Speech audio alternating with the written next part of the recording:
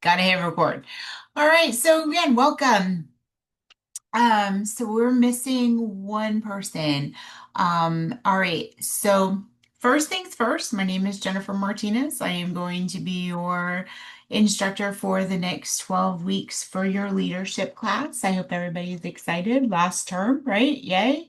While the hard work is gonna finally pay off, you're gonna be done. Um, so let's see. I've been with Fortis for 6 years. Yeah, 6.5 years. And I think it's six since 2020, since 2020. Yes, since 2020. Wow. I don't even know how long I've been here. So various roles. I've been on campus before. So I was at the Richmond as well as the Norfolk campus, in Virginia. And then I moved to San Antonio, Texas last year, in 2025. And so I transitioned to online. So I've been with the online division since January of 2025. So I teach primarily leadership, and I teach geriatrics. Geriatrics is my passion. I love my old people. Um, been doing geriatrics for most of my career prior to education. And then I did some stint, I did 5 years in pediatrics as well. I really enjoy peds. So those are my two loves other than education. Um, so again, been in various roles from lead from clinical, didactic, sim, lab. I've been in leadership as well. So lots of experience. In education. Like I said, I love it. And as you can see, I'm a huge Harry Potter fan.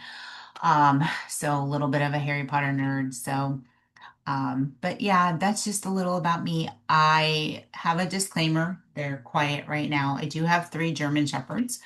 One of them does say mom. So if you hear someone say mom, don't ask me where, how, who, when she learned how to say mom, but she does. And so I just promise you, if you hear someone yell mom, I'm not ignoring any children. I don't have any young children. It is my German Shepherd trying to get my attention. So she's a little annoying sometimes if I'm not paying attention to her. So she will let me know. I do have four children. They're all grown.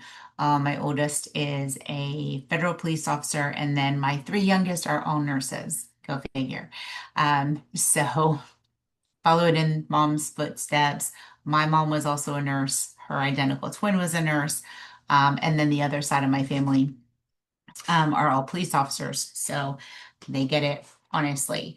I was prior military. So I was in the Navy for 4 years. I was an air conditioning and refrigeration technician in the Navy.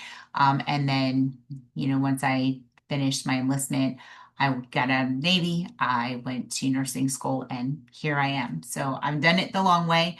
I started off as a CNA. I was an LPN.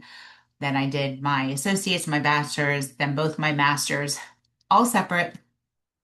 And then I am currently in my doctoral program, as well. So I understand both sides of it. I remember now I'm learning again what it's like to be a student all over again. So um, that's just a little bit about me. We will meet every Wednesday at 2 p.m. Class is over. I always get the times mixed up, so I'm gonna look at it again. Class is over at 4:41. So excuse me, so almost 3 hours. We do have a nice small class. So who you see here on your screen are going to be your classmates for the next 12 weeks. So nice little small cohort and kind of like this. I haven't had a small class in a long time, so I like this. Um, just a couple things, we'll go through the orientation PowerPoint.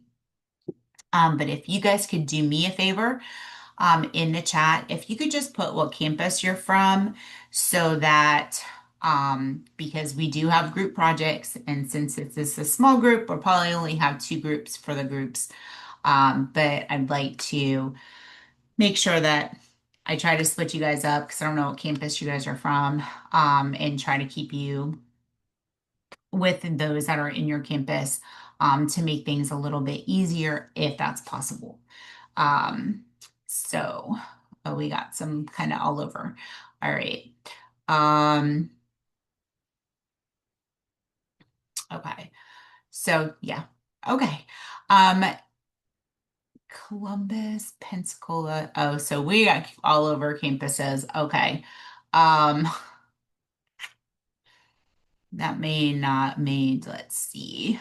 All right, I'll see what we can do as far as because we have a couple from Florida and then looks like the rest are from Ohio. So, all right. So let's see what we can do there.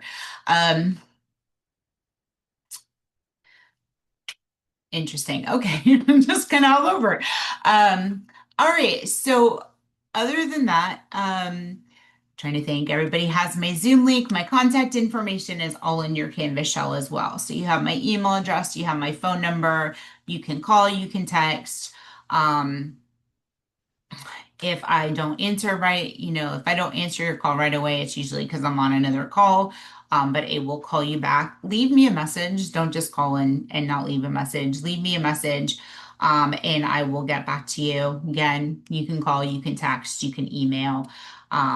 Sometimes I will, email in the middle of the night. If I can't sleep, I will be up and I will email you back in the middle of the night. So don't get alarmed, with that.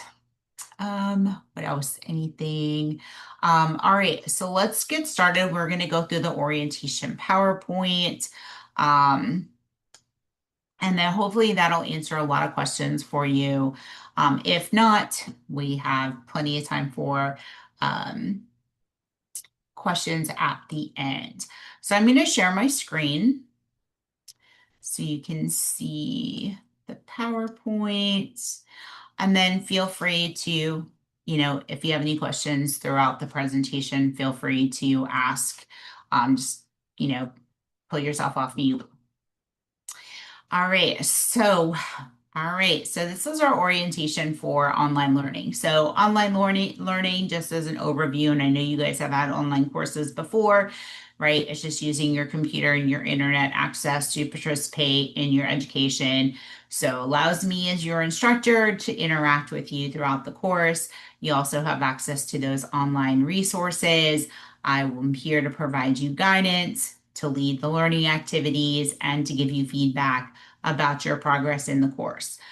This course will include weekly homework assignments and learning activities. You also have quizzes and exams. And so you are responsible, right, for completing the required coursework every week. And one of the great things that I love about Fortis and working online is that you guys get to meet students from other campuses, and that really, get different perspectives from other students. Come on, there we go. Um, in your online instructor, which is me, Jennifer Martinez, I am going to be your first contact for any issues. All right. Again, I'm available by email. You can message me through Canvas as well. You have my phone number. Again, I am here. My goal is for you to be successful. If you need any assistance, whether it's understanding the material, tutoring, whatever it is, I'm going to be that first point of contact. There are, like I said, plenty of ways to get a hold of me. And so please make sure that you are reaching out if you need any assistance. So if you have any issues, computer access, course questions, grading concerns, always start with me. Again, my contact information is found in Canvas under the About Your Instructor. And so you have my email, you can message me through Canvas. You also have my phone number. If you need anything above me, if I can't assist you with your questions, your concerns, then Dr. Mary Tenza is the course lead for leadership. I will provide you with that information without a problem. And then the online dean is Dr. Joanna Shed. Her email and her phone number are both there.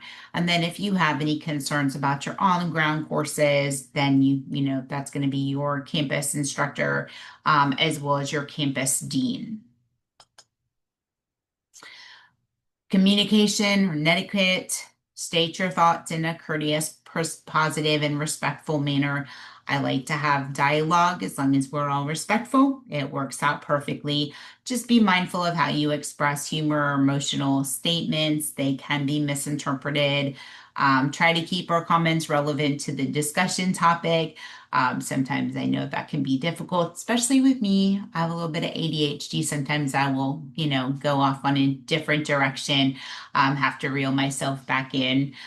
We always want to be considerate of others' experiences, feelings, and perspectives. Want to make sure that we use proper language and titles, no slang. And if you're typing a message, please do not use all caps, right? That gives the impression that you are yelling. Uniform and personal appearance policy. So the students are expected to maintain a clean professional appearance through appropriate dress and grooming. So no pajamas, no see-through clothing or anything revealing. You don't have to wear your uniform for your online, courses, but just be mindful of how you are dressed.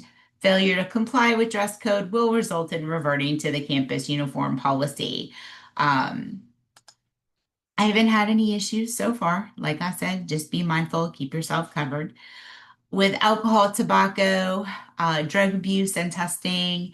So, misuse of substances, including vaping products, tobacco, marijuana, alcohol, certain prescription or over the counter medications, as determined by the Dean of Nursing, is strictly prohibited.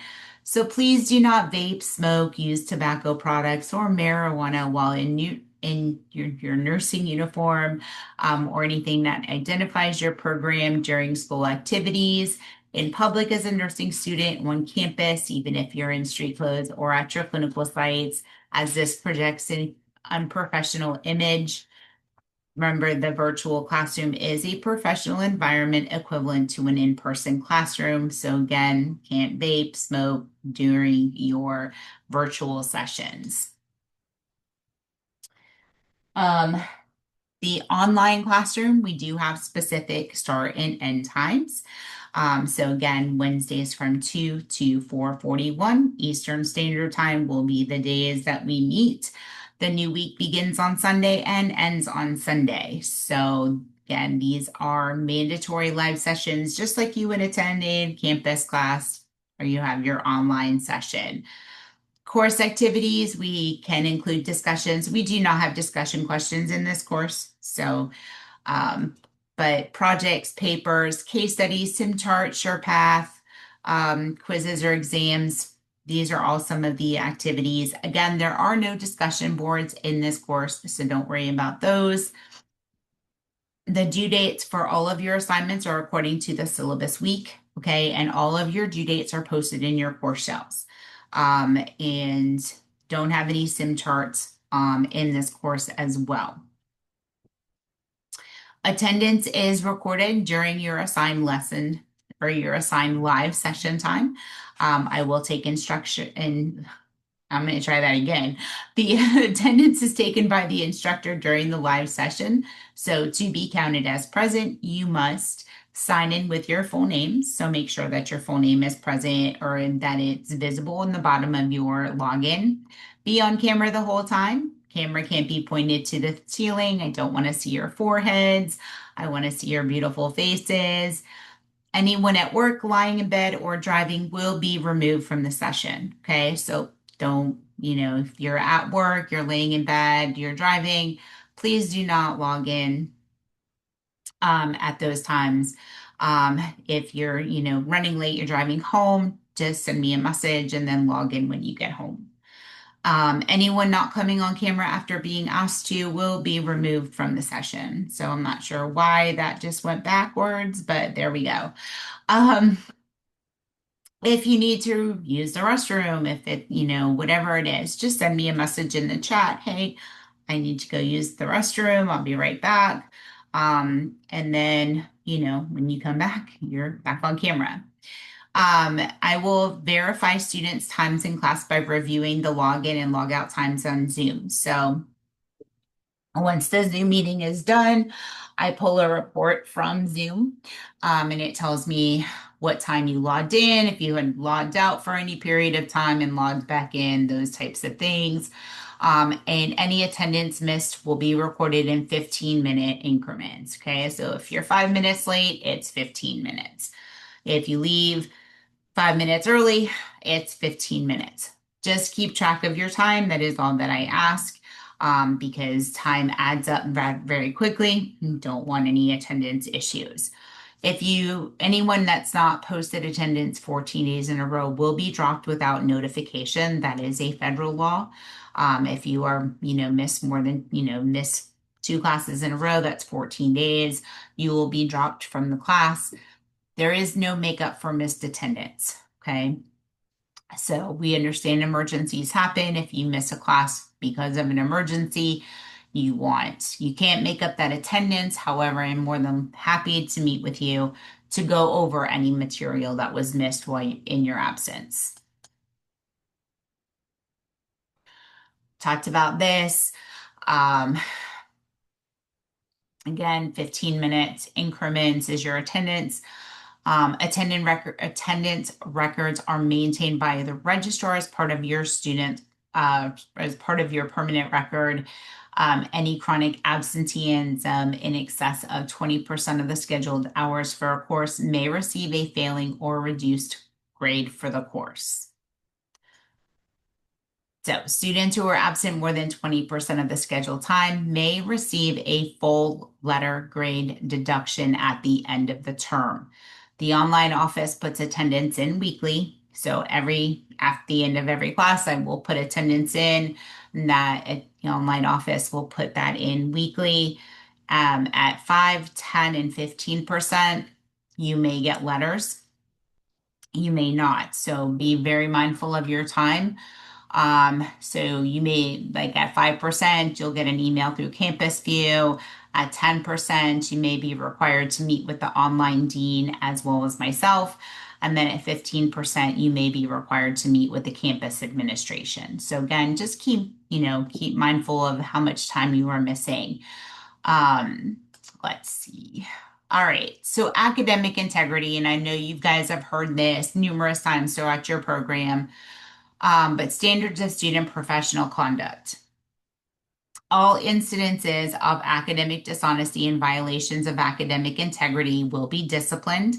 Such acts cannot be listed exhaustively, but examples: cheating of any type to include the use of AI and smart glasses; plagiarism, which is submission of the work of another person for credit, or failure to properly cite references for any work which is not original to the student; copying work of others; allowing another student to copy from you is also plagiarism; unauthorized use of notes or materials in exams, including talking to other students; forging or altering assignments; unpermitted collaboration, so giving or receiving aid on a take-home exam or other academic assignment when a reasonable person should have known that such aid was not permitted.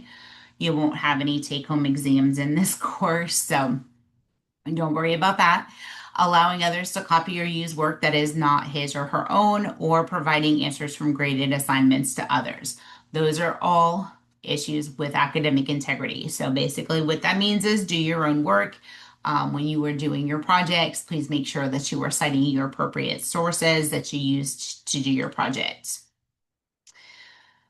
The American Nurses Association Code of Ethics for Nurses. All right, so the Code of Ethics serves the following purpose.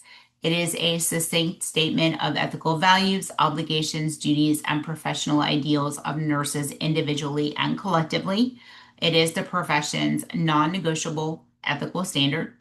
It is an expression of nursing's own understanding of its commitment to society. So the use of any violation of academic integrity, of course, is going to go against the American Nurses Association Code of Ethics. Additionally, we have these wonderful sites. So sites that promote cheating. So use of these sites does not promote honor, ethics, or integrity. The education affiliates curriculum as well as the IT team are monitoring those sites.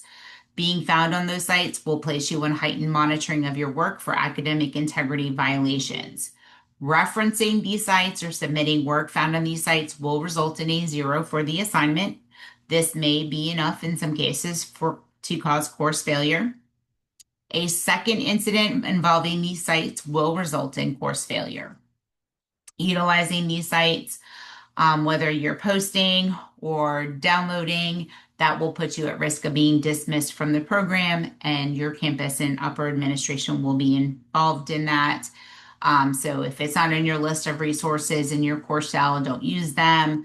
So things like Sudoku, Course Hero, Stuvia. There's another one out there. There's so many different ones out there. Quizlet, those types of sites. Be very mindful of how you're, presenting yourself in that online environment. AI tools. So AI tools like ChatGPT can support learning by assisting with brainstorming ideas, clarifying complex concepts, providing study aids or practice questions.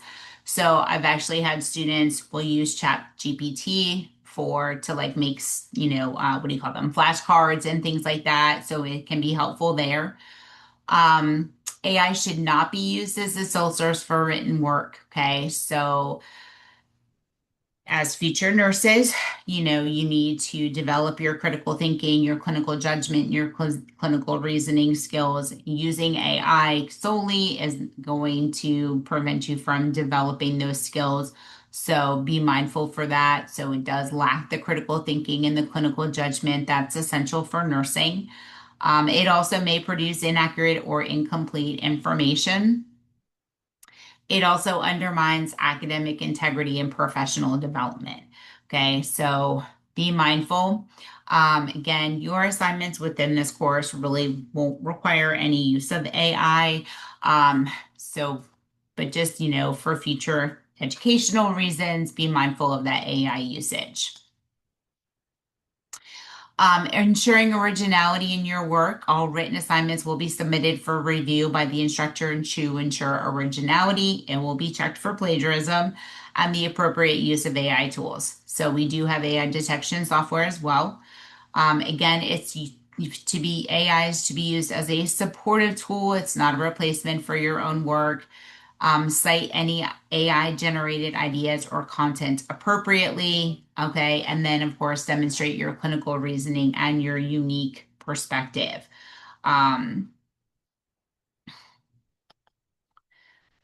Consequences, misuse of AI may result in academic penalties.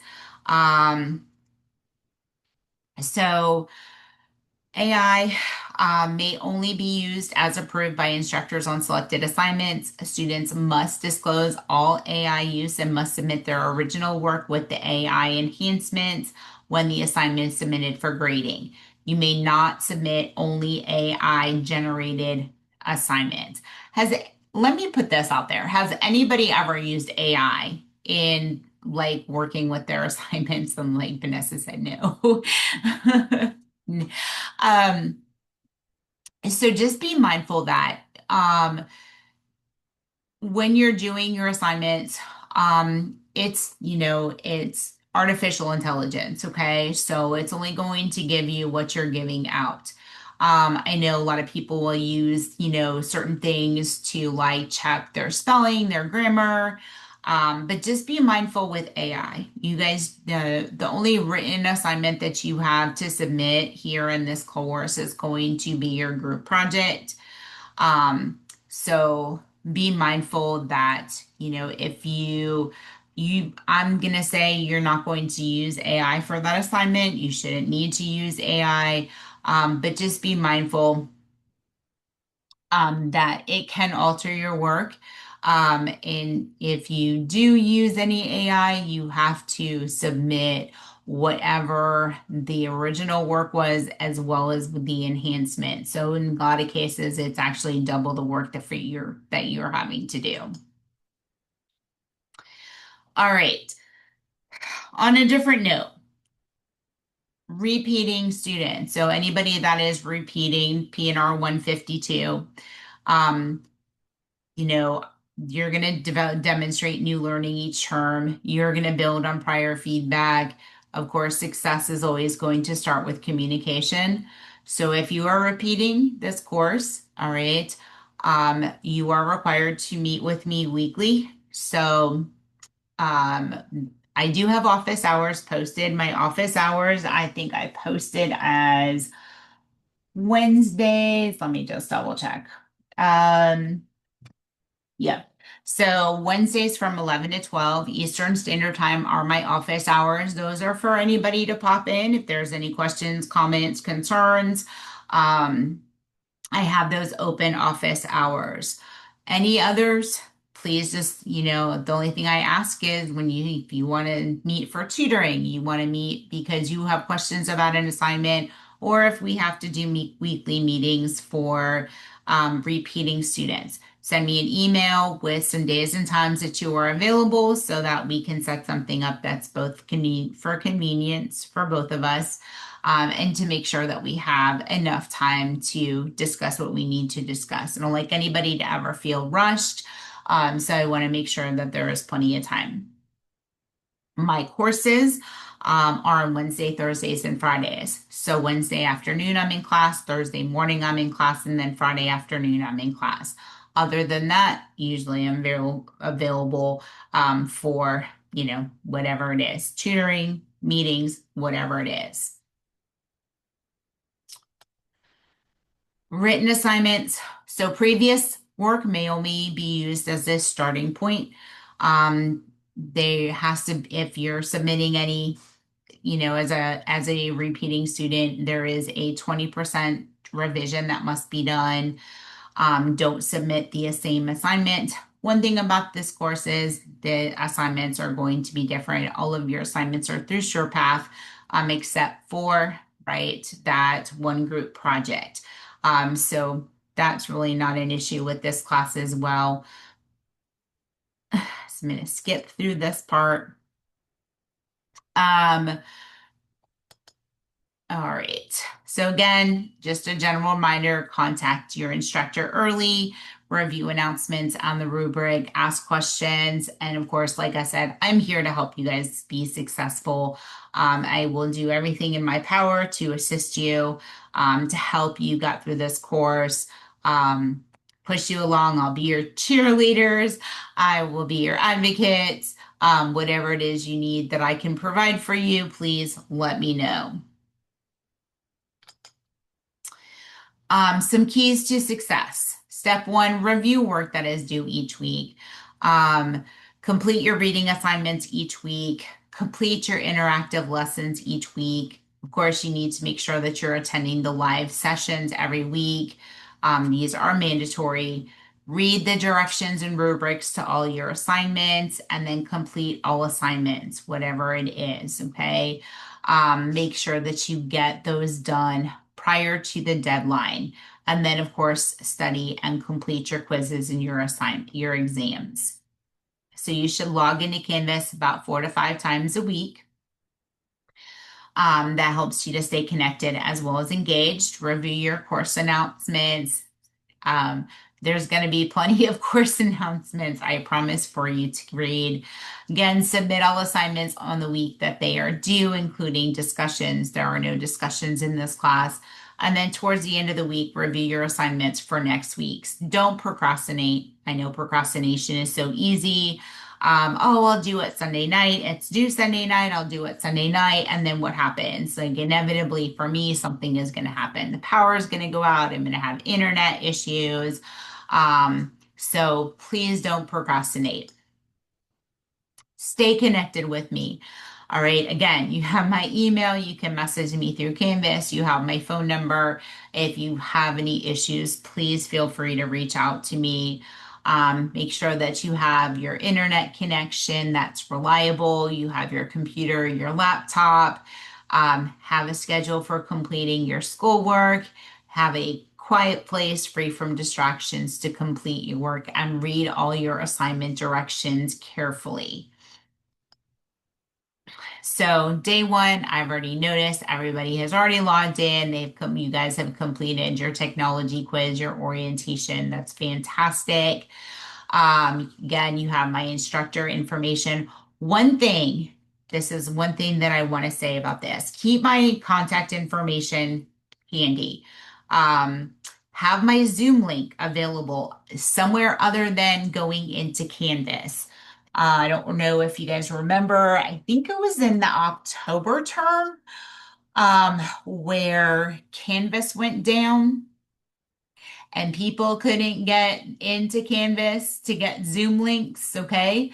Um, Even if Canvas is down, we can still have class, okay? So please make sure that you have my Zoom information if it's in your phone, or wherever, somewhere other than Canvas, so that you can still attend class. Print or save the syllabus to your computer. However however is better for you. Again, if Canvas goes down and you need to see what the syllabus says, sometimes it's better to have it downloaded, so that you can have it available. Make sure that you have downloaded your ebook and that you have access to SurePath for your course materials. Um, so has everybody logged in to their textbook, got their textbook, and is able to access SurePath and all that good stuff? Has anybody tried to do that yet? Yes? Okay, perfect. So if you're missing anything, if you have any questions, again, that's why I'm here. I'm here to help you guys. Other things, make sure that come to class prepared to discuss the concepts. Again, I have not set up any additional review sessions yet. We will be sending out and there'll be an announcement posted for your live review sessions for your exams. Those will be next week. Your first exam is going to be in week 3, so there will be review sessions next week for exam 1. Um, and then after this week, I will post some generic tutoring hours. Okay, so these will be pop-in tutoring hours. I want to get with anybody that needs to schedule weekly meetings with me first, and then I will populate those generic tutoring hours in addition to my office hours. Again, if you have any issues with any topics, need, clarification, whatever it is, again, I have those office hours available for you, and we can always schedule additional tutoring hours. If you have any technical difficulties logging in, please contact tech support. Or you can contact me. But obviously I can't help you log in, but tech support is there if you're having any issues with any of the technical components within the course. Elsevier also has a help desk that can help you with SurePath and your textbooks and things like that. Other learning activities, again, the review sessions for your exam. And I don't know how if you've attended any of the live review exams or live reviews for previous courses, but it is highly recommended. They are not mandatory sessions, they are just very highly recommended. These are sessions that are held outside of the class time by all the instructors. I think for leadership, oh my goodness, there's 5 of us. I think there's five of us that will be holding those live review sessions. So hopefully one of the times for those live reviews will fit in with your schedule so that you can attend a live review. All of the sessions are recorded, so the link for the recordings will be posted in the announcements after they are completed so that you can review the recorded session as well. Again, we just highly recommend you attend at least one of the live exam reviews. Attendance is taken at the review sessions. That just helps us help you in case you start to struggle. Again, not mandatory, but highly, highly recommended.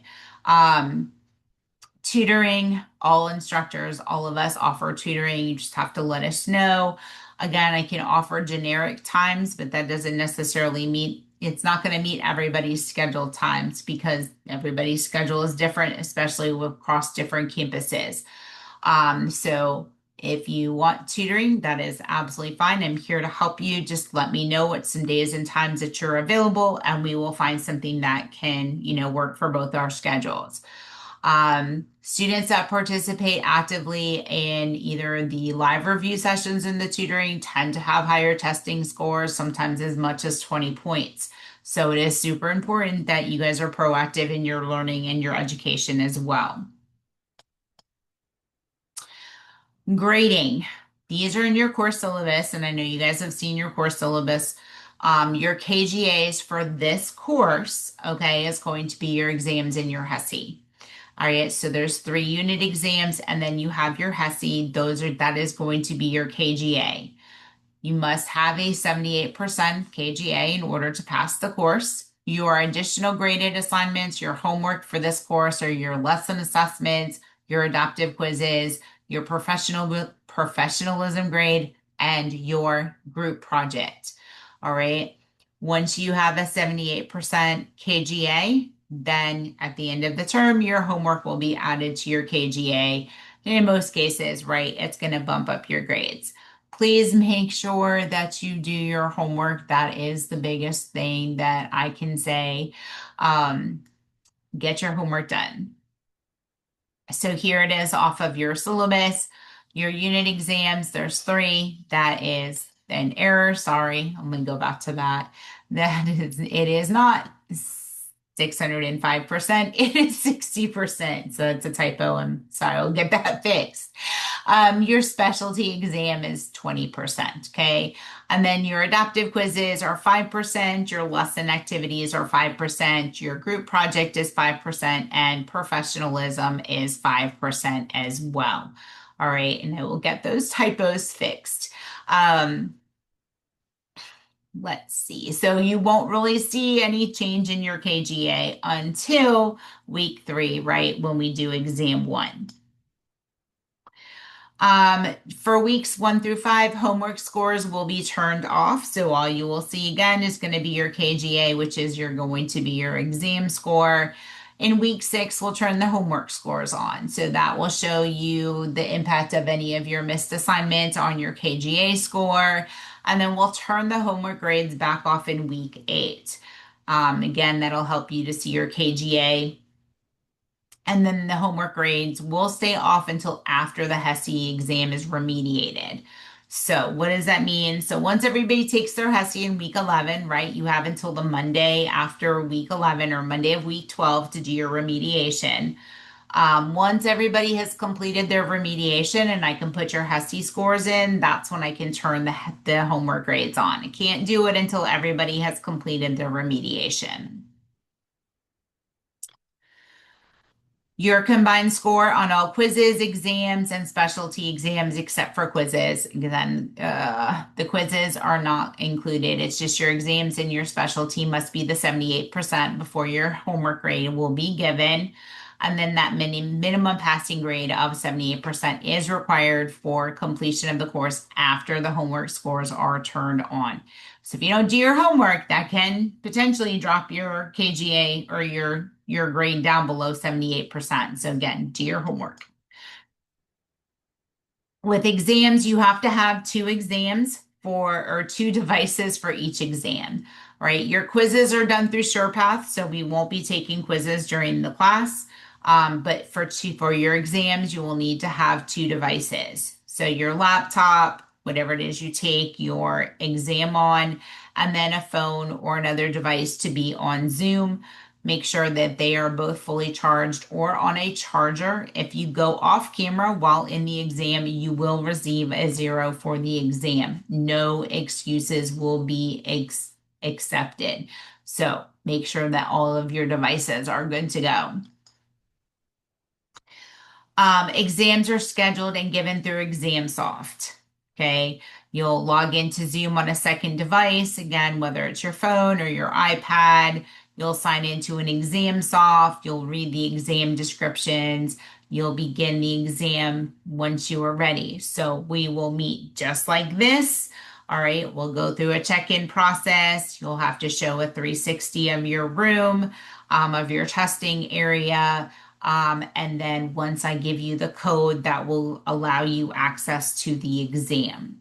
Then when you are finished, you're going to click save and upload your exam and make sure you get that green check mark. One thing about this course, all right, just as a heads up, because of the length of time that we are in class, there is lecture after your exams. Okay, so when you're done with your exam, you may turn off your camera. Um, and then once everybody is completed with the exams, we will have lecture after the exams. But I always say now, sometimes, if you're super quick at doing your exam and you want to log off of Zoom, do not log off until I have confirmed that I have received your exam. That is the only thing that I ask. And then once you're done with the exam, you can log out of ExamSoft. Be sure that both your computer and your second device are fully charged or on a charger before you come to class. You must also complete the practice exam scheduled before each exam. So those practice exams are there to help you, to make sure that your computers have the requirements. Um, and I will tell you, it is very beneficial to do those. I know, and it's very frustrating when you come into the exam and you have issues either downloading or working with ExamSoft, where those practice exams can help to identify some of those issues prior to the exam. So I do highly recommend that you do them. So please, once they are set up, you will be notified in an announcement, that the practice exams are ready to go. You are only allowed one attempt on your exam. You can't stop, pause, and resume. This is another thing, and I'm just going to put this out there prior to the exam. Once you log into that exam to start the exam, you cannot stop the exam. You can't say, I have to use the restroom. You must complete the exam. So before the exam, if you need to use the restroom, do all that stuff prior to starting. If you have any technical difficulties, stop the exam and let me know. And I've had this happen. Okay. So notify me as soon as possible. Your exams are timed, so make sure that you're paying attention to your time. Exams cannot be repeated to improve a grade. All right. So if you anticipate any issues that may affect your exam performance, health, or personal circumstances, please discuss them with me before the exam, not after. And this is always a big one. All right.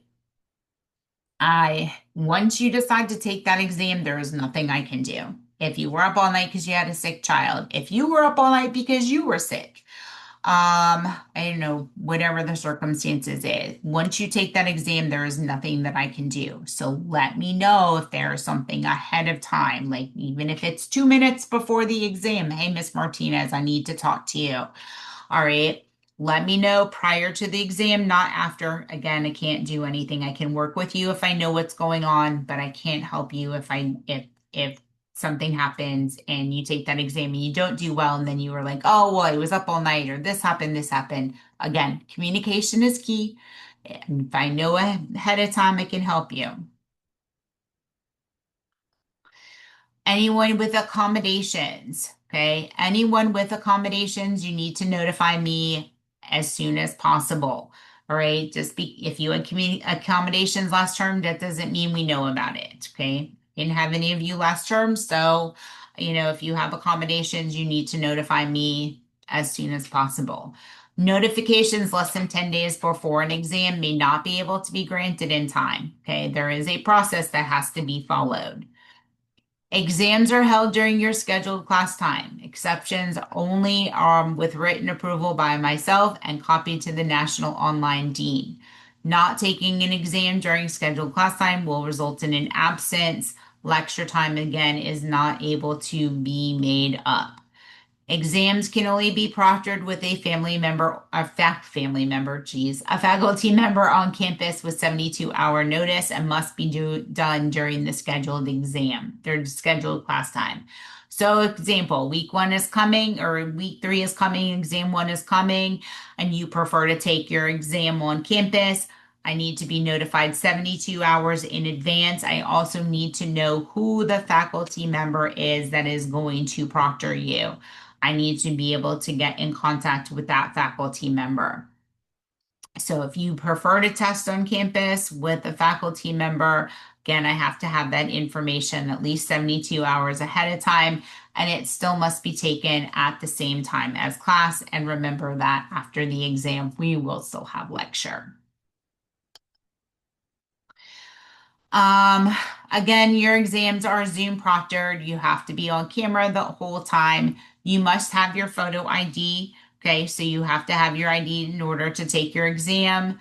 I will verify that you have completed the scheduled practice exam during the check-in process.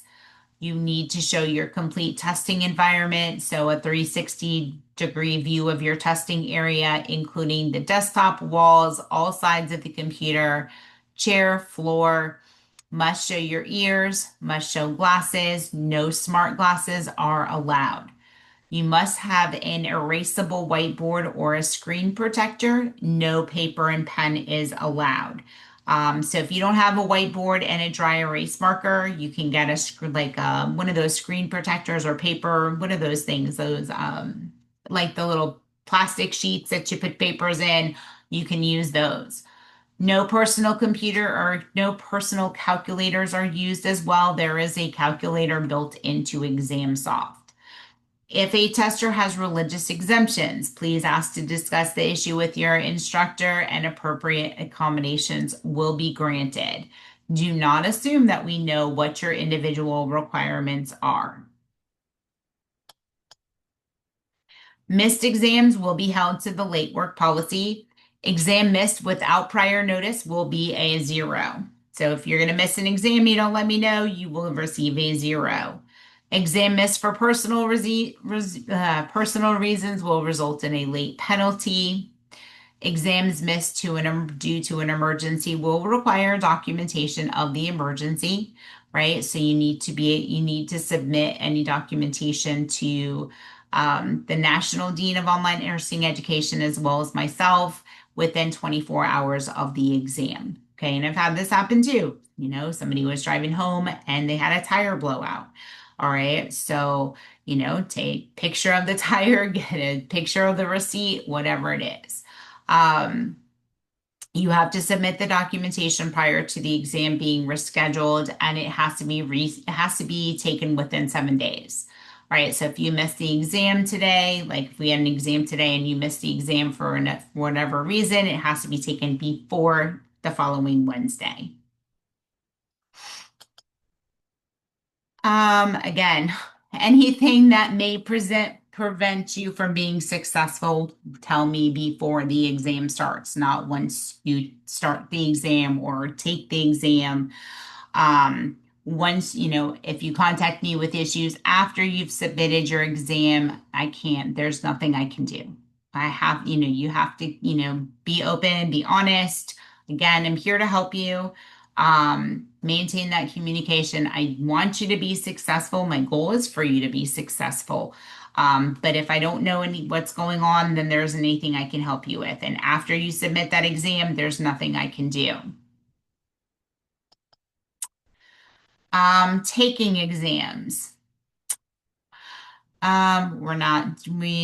There's no quiz. So your exams are going to be timed. You can only complete them once. Your quizzes in SurePath. Okay, same concept. Even though they are not proctored, your quizzes in SurePath, you only get one attempt on your quizzes. All right, so make sure that when you're able to sit down and actually take your quiz, you can finish it and complete it. Again, if you're having any technical issues during your exam, don't continue. Let me know. Um, there's things that I can do, there's things that I cannot do. So And then, of course, on the back end between ExamSoft and the dean and the course leads, there's some other things that they can look at to see um, on that back end. Okay. But if you're having technical issues, you need to just not try to continue. Your HESI exam, that is to help prepare you to, to sit for NCLEX. The practice exams are covered in each nursing course. So you will notice in SurePath there is a HESI practice quiz that you can have you have access to it now. But I would suggest waiting until a little bit closer to HESI time to take that practice quiz. So for your HESI, you guys have all taken HESI before, so you know how to, register for your HESI. It's not going to be there now, but it'll be there towards the end of the term. The specialty exams are also given in a proctored environment. Your HESIs will be taken on campus. There is only one attempt of are at the HESI. You will have an assigned date and time for your exam that is determined by your campus deans. So I will post the HESI schedule once I have it. The exam is 20% of your testing grade. So 20% of your KGA is going to be your leadership HESI. The benchmark is 900. We do start prepping you from day one with all the materials. We want you to get a higher score. The higher the better. Remediation is mandatory for you to receive your HESI score. So you must complete 100% of the remediation time. The time should be spent over all concepts with learning gaps. So you will get a personalized remediation plan from HESI or from Elsevier once you complete your HESI. And you need to spend time looking at all of that information. It's going to only help you when you're preparing for NCLEX as well. Time will be dependent upon your personalized learning plan that Evolve creates for you. It is tailored to highlight your weak areas. Remediation packets are to be submitted by 11:59 p.m. Eastern Time on Monday of week 12. And then failure to complete 100% of remediation will result in a HESI score of 0. So pay attention to what your remediation is and make sure it gets done so that you don't get a 0 for your HESI. So your personalized learning plan, did you guys see your personalized learning plan last term when you took your HESIs, right? I like them better. Like I think and it's different than what they used to do. And I think they've done a really good job with this. But there's short text excerpts. There's those osmosis videos as well, case studies and quiz questions. And so the workload scales smartly to your performance. So obviously, the higher score you get, right, the less remediation that you have to do. And then the lower scores, there's more targeted practice to help you to level up. Again, all students, you have to complete your full personalized learning plan. And then your progress and 100% completion are automatically tracked in HESI. So you can see it, I can see it. Again, there's no partial credit. You have to complete 100% of your personalized learning plan. And so this is kind of just like a little bit of an example. So an exam has the exam score of 900 or above. You'll have like 4 readings or videos, a case study, some quiz questions, 850 to 890. There's 7 readings or videos, a case study, quiz questions. So you can kind of see it's a little bit more heavy as you go. But these are the expectations with your HESI. I'm already covered this. So, I will say that ExamSoft has added extra security monitoring. So there's tracking, there's reporting, there's tamper detection, behavior monitoring, and other things that have come up within ExamSoft. So just know that you are being monitored. All right, grade appeals. So process. So submitting an appeal. Students can request the appeals form from your instructor. So if you need an appeal form, please feel free to let me know. I will happily send it to you, or you can request one from your campus. Make sure that you read the requirements for filing an appeal carefully. Complete each section completely. Make sure that it is legible. And then any supporting documentation for your request. Appeals will not be reviewed if filed more than 72 hours after grades have been posted, and any appeal to retake an exam will be denied for any reason. Florida's policy does not allow retakes of exams for better scores. Okay, so be mindful of that. Contact your instructor if you have any problems or if you just need additional help. I'm here, I promise. I'm here to help you guys. Homework assignments. All right, so first review your syllabi, identify the requirements to complete the task, and then schedule homework on a calendar. Organize according to the most current due date, identify amount of prep time needed for each assignment, and block out a scheduled time to complete that assignment. Complete your reading, review and follow instructions for each assignment, and then complete assignments as directed. And then for assignments that need to be submitted, okay, which again, the only one here is going to be your group project, but title your assignment per the course nomenclature, and usually in the or within the assignment directions, you're going to see how to title your assignments. This is just an example.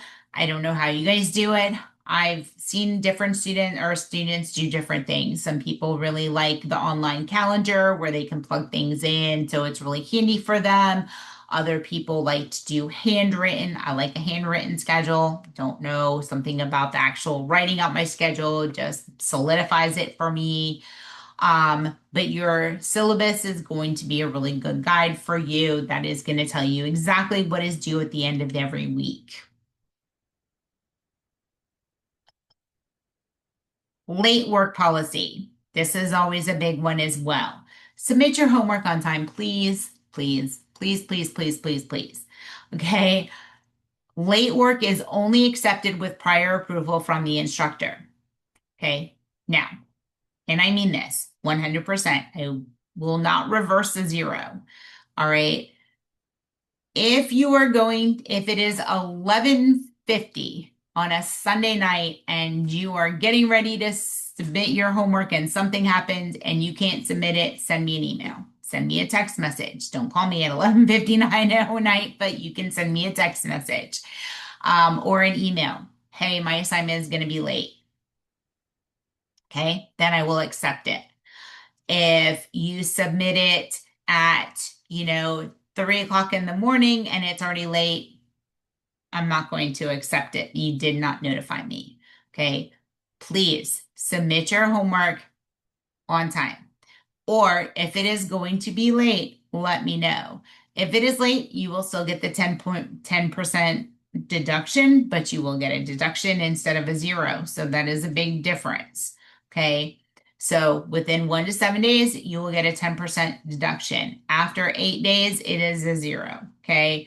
Again, if late work is not accepted without prior written approval from the instructor.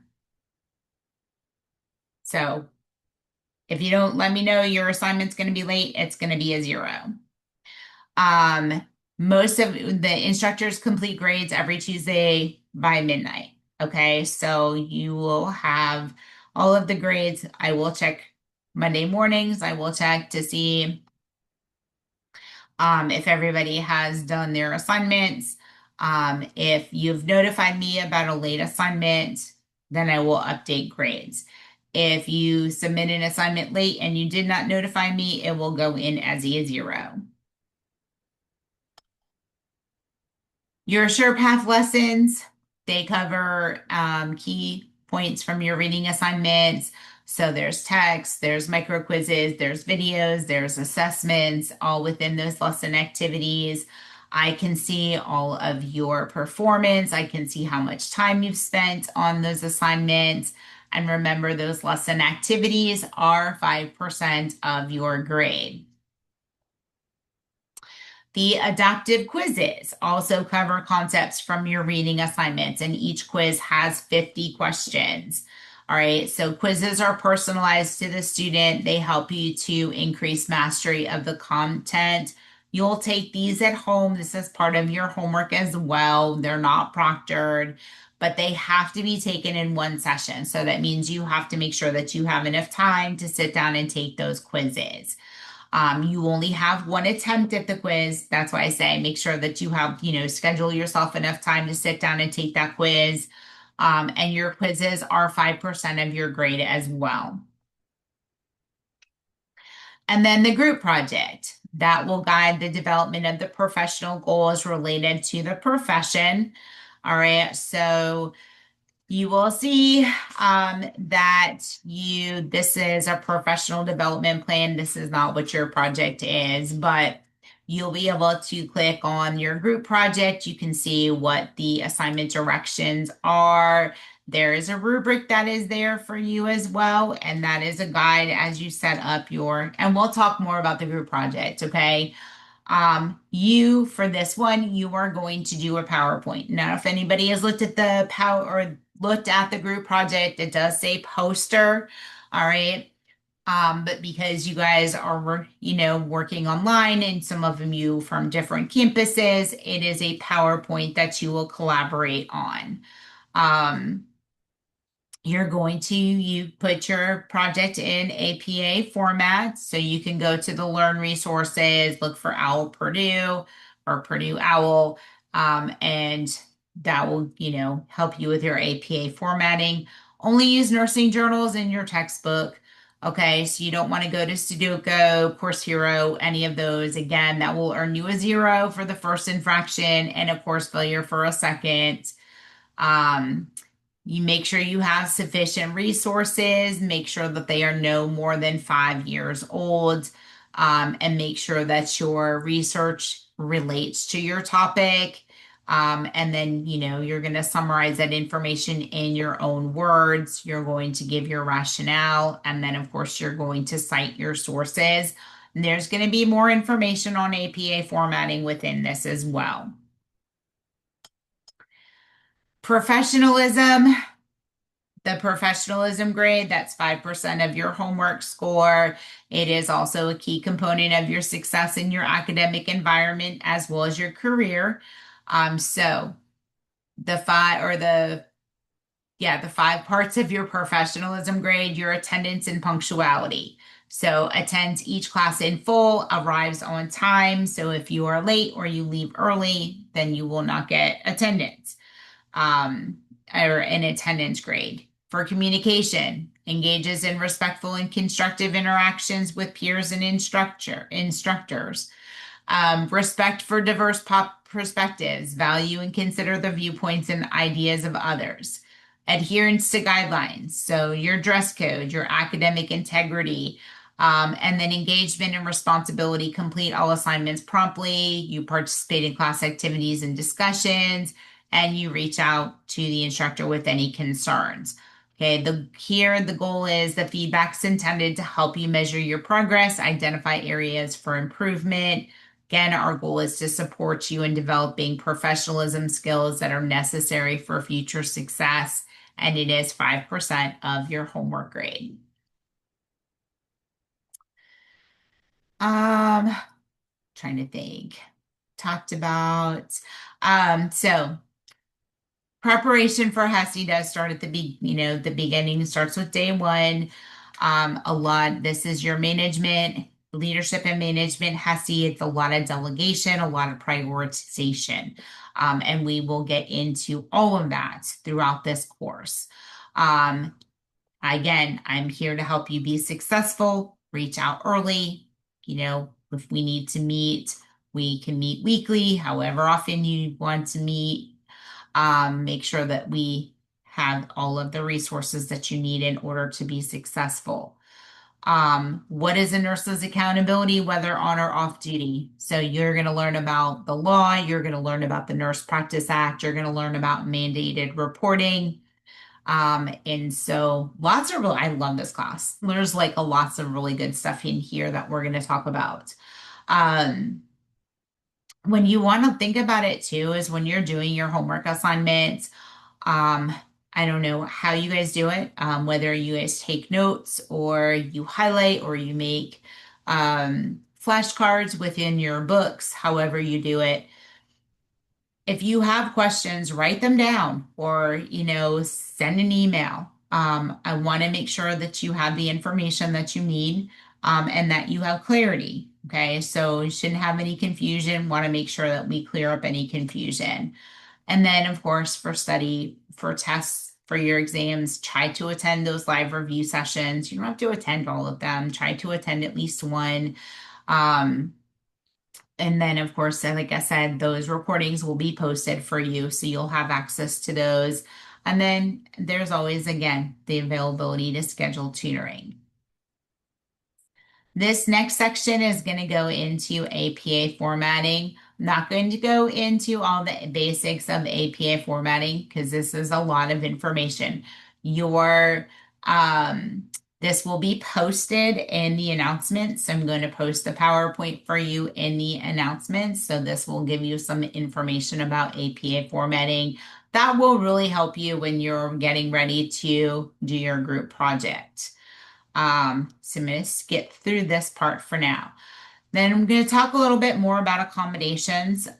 So with testing accommodations, if you require testing accommodations, so before accommodations can be used, you must have a current letter from your healthcare provider.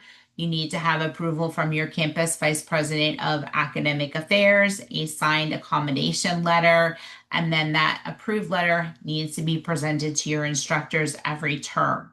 Okay, so accommodations can't be implemented until all required documentation has been received and approved.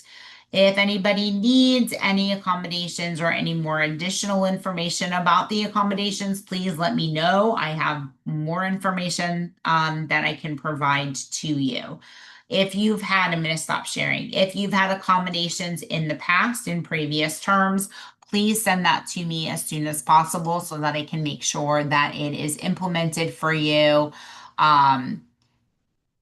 So that you get you get what you're supposed to have and that we don't miss anything. And I know that's a lot, a lot of information. So some key takeaways. Again, communication is key. Please communicate with me. I'm a really nice person, I promise. I am here to help you. I want you to be successful. If you have accommodations, get those to me. If you are repeating, send me an email. Let me know some days and times that you are available so that we can set up weekly meetings. What else? Get your homework done on time and submit it. If you are going to submit a homework assignment late, please let me know ahead of time so you avoid getting that zero. You'll still get the deduction, but trust me, a 10% deduction is a lot better than receiving a zero for an assignment. And we don't like giving zeros. So I really would just, send that to me as soon as possible. Excuse me, Miss Martinez. Yes. Will assignments open up this week or next week? Let's see. I get my classes mixed up because I have one class that actually has assignments due this week, so I always have to double check myself. So for week one, let's see, you don't have any assignments due in week one. I shouldn't say that. There is an Elsevier practice quiz that is open. It is in SurePath for you. It's just a practice exam, but there is no assignments due until week two. So for week two, you'll have lesson one and adaptive quiz one. Okay, and that'll open up this week or next week? It'll open up on Sunday this week, Oh, or it'll open up on Sunday or Saturday night. So okay. like Saturday at midnight. Okay. Thank you so Um, yeah. And let's see, Oh my gosh, my brain. Your group project should be open already for you to go in and look at that. With the number of students here, we'll probably only have two groups. Um, so that'll give us more time. But it is a presentation, so I am gonna open it as soon as I find it. And I'm going to show that to you, and then we will take a break. Where is it? There it is. Like, why couldn't I find it? All right, so this is open. It should be open. Yeah. All right, I'm going to share my screen again. Come on, computer, work with me. So this is the leadership group project. It does say poster presentation. However, it will be a PowerPoint presentation. You will not make a poster. All right. So you're going to be assigned to a group, and then you will have a specific topic to choose. Um, and then you will do a brief 5 to 8 minute presentation during week 10's course. Okay, so when we come after we will do the presentations in the class on week 10. So it will be two groups, so it won't be that long. So we'll have other activities planned for that day as well. Um, Every member has to participate in the group project, not only in the development of the project, but also in the presentation. All right. So, however you guys want to do that, if you know what you want to do, like everybody presents a couple slides, however it works out, however you would just everybody does have to participate in there. There are 5 different topics. Okay, so we have the PN and the nursing process, we have navigating ethics and boundaries, we have leadership and delegation, shared governance, and evidence-based practice and quality improvement. All right, so again, there's going to be two groups. Let's see, there's 9. So by a group of 5 and a group of 4 is how we'll split up. Um, and then we'll, decide on a topic. It has to obviously be 2 different topics. Okay, both groups can't do the same topic. And then you have the term to work on it. And then you'll, like I said, you'll present it during week 10. It is not a poster. It will be a PowerPoint presentation. And the rubric is here for you as well, and you will see here somewhere it is that there is a teamwork, team collaboration, and presentation part of that rubric as well. Okay, so be mindful of that. And we can cover more about the group project as we go. I would suggest, this is just a suggestion. So there is, we have Westerville, we have Columbus, and we have Pensacola, um, and Port St. Lucie. So there's Not like, not to cut you off, but Westerville and Columbus is the same campus. okay, thank you. I thought it was, but I was like, let me just, so. I will, I'm going to keep the two Florida people together and then add some Columbus in there as well. Um, just so I can give, so split it up try to get it as evenly. It's still going to be a group of 5 and a group of 4, but um, and we'll go from there. Does that sound like a plan? And I'll get those posted for you. Um, and then, like I said, the biggest thing I always just say is start your collaboration early. And procrastination. I'm like the queen of procrastination. I'm not gonna lie. I am the queen of procrastination. I'm not gonna lie. I'm, been the one that stayed up late Sunday, working on that last homework assignment. So I understand it. But because it's a group collaboration, you want to try to make sure that you at least have everybody's contact information, all of that good stuff. All right. Any questions on orientation? I will post the orientation PowerPoint for you in the announcement so that you have it, especially the APA, because that APA reference stuff is really good. Especially if need help with the APA. And if you have questions about APA, please feel free to reach out and ask as well. I can assist with that. Because I have to use APA on a daily basis every day. So understand it pretty well. Everybody good so far? I know, a lot of information. All right, let's take a break. I think that sounds like a plan. Be back at 3:30, and then we will get the topics for today done.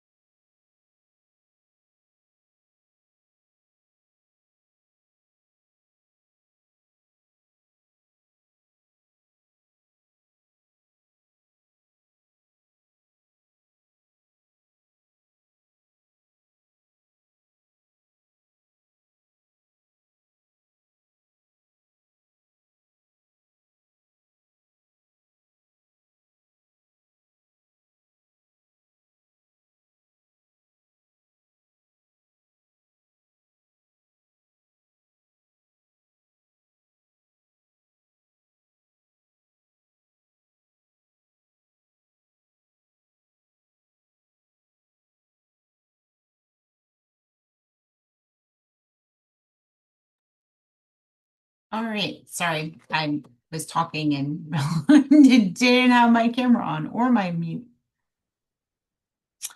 All right. So for today, we're going to cover some topics from chapters 4, chapters 5, and chapters 12 in your Success in Practical Vocational Nursing book.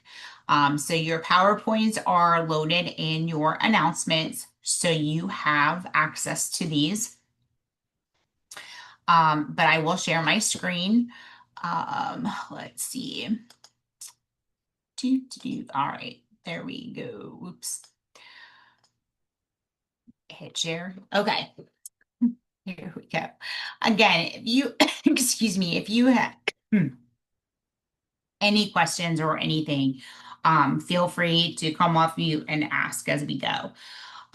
So chapter 4 is how practical and vocational nursing evolved. And so we look at modern practical nurses, right? Like, how is it now? So, modern practical nurses are trained in educational programs, which consists of theory, simulation, as well as clinical hours. You also have your lab hours. And then after licensing, so once you graduate and you take your NCLEX and you pass your NCLEX, you are permitted to perform the job role of the LPN as aligned with your state regulations. And your state regulations is what your Nurse Practice Act is. Most state regulations stipulate that LPNs work under the supervision of the RN or a healthcare provider. So that's going to depend on where you're working, right? So working in a hospital, or you'll have an RN as a supervisor, but let's say you work in a clinic. Okay, you may have an MD or a nurse practitioner that you will work under. The first school of nursing, the first real school of nursing was founded in Kaiserwerth, Germany back in 1836. Florence Nightingale was one of the students, and we consider Florence as the founder of modern nursing. She did attend this school. And then during the Crimean War, she helped the doctors with her untrained nurses. And then after the war, she returned to England and she established a school of nursing in England in 1860. She believed in perfection of mankind. She felt that nursing was a sacred calling. It was a commitment to work for mankind. It wasn't a business. She was against licensure likened to a union, and she pushed for nursing to be a respectable vocation, right? And that was one of the biggest things, was that she really pushed for nurses to be a respectable vocation. The first nursing school in America was started by Plaster Fleidner, Germany. The hospital that was known as Pittsburgh Infirmary still exists in Pennsylvania now as Passavant Hospital, and as the nursing shortage, because even back then there was a nursing shortage. As that nursing shortage continued, hospital-based schools of nursing emerged as a cost-effective labor force for hospitals. So hospitals started their own nursing programs, excuse me, and the students worked in the hospitals, and basically it was almost like free labor, right? Because, they were training to become nurses, so they worked there. In 1893, the Ballard School opened in my hometown of Brooklyn, New York. The course was 3 months. It focused on home health care for the chronically ill, elderly, and children. Could you imagine your practical nursing program being 3 months now, learning everything that you've had to learn over the course of your 15-month program in 3 months? Yeah, so LPNs primarily, initially they worked in home health. Okay, so it was a lot of community-based nursing when the LPN programs first started. And so before World War One, that's where most of the nursing care was done, was in the client's home. And the 24-hour schedules included cupping, they did midwife roles, they also did leeching, enemas, things like that. Leeching, I don't know. They still use leaching today. I don't know if I could be part of that process. But leeches are good. They help to stimulate blood flow to an area. So they'll apply the leeches to help suck the blood and get the circulation going to areas. Yeah, I don't know if I can do that part of it. And then by 1903, states began to take steps that led to monitoring practical nursing. So the NLN was developed, which is the National League of Nursing. The NLN developed a nationwide system of standardization of nursing requirements for practical nursing. So, for example, right, you had like the Ballard School, in Brooklyn, and then you had, Passavant Hospital. So there wasn't a standardization as far as what the nurses were educated on. And so this is one of the things that started to develop here. They had the standardization of requirements. So basically, any school that you went to, right, there was that you're going to get the same, or not the same, but a similar education. Mississippi was the first to pass a law licensing practical nurses. And then licensing wasn't mandatory, but then in 1938, New York was the only state requiring mandatory licensure. Now we know all states require mandatory licensure for nurses, including practical nurses, right? So when you graduate from your program, you will apply for a nursing license through your state board of nursing, right? You'll also apply to take your NCLEX, and then once you pass your NCLEX, the board of nursing will, give you your nursing license. So all states require mandatory licensure. And then in 1944, the U.S. Department of Vocational Education conducted a comprehensive study of practical nurses. And while they did this study, they agreed upon the tasks of practical nurses, right? What can practical nurses do? And there were phrases that were used to describe the LPN scope of practice, which is very similar to the nursing process. All right, so these are judge, appraise, recognize, and determine rather than, so these were the initial, this was prior to the ADPI, okay? So the LPN scope of practice, judge, appraise, recognize, and determine. Then we had the Joint Commission on Practical Nurses and Auxiliary Workers in Nursing Service recommended the use of the title LPN or licensed practical nurse. It also differentiated the tasks of the RN and the LPN, including the LPN being under the supervision of the RN. Okay, so a couple different things. We had the four phrases, judge, appraise, recognize, and determine. And then we had the recommendation of the title LPN and that the LPN would be under the supervision of the RN. Then we have assistive personnel. So in the 1990s, the UAP were hired to give patient care. And so there's a variety of different, types of UAPs. You have CNAs, you have patient care technicians, care assistants. There's a variety of different terms that we can use for UAPs.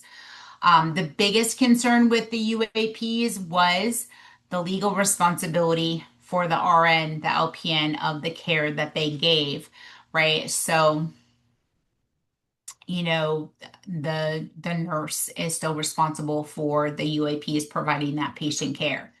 Then the LPN employment moved from the hospitals to the community. So again, first we started off in the community, and then during the wars, like World War I, World War II, LPNs moved back into the hospitals, and then they moved back out into the community. And where are we now? We're moving back into the hospitals yet again. The first computerized testing was in 1994.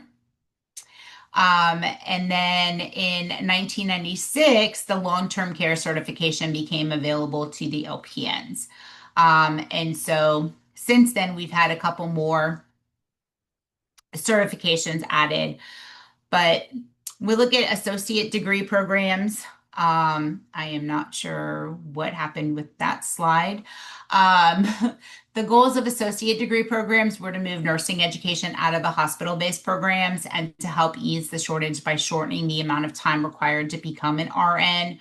So think about this.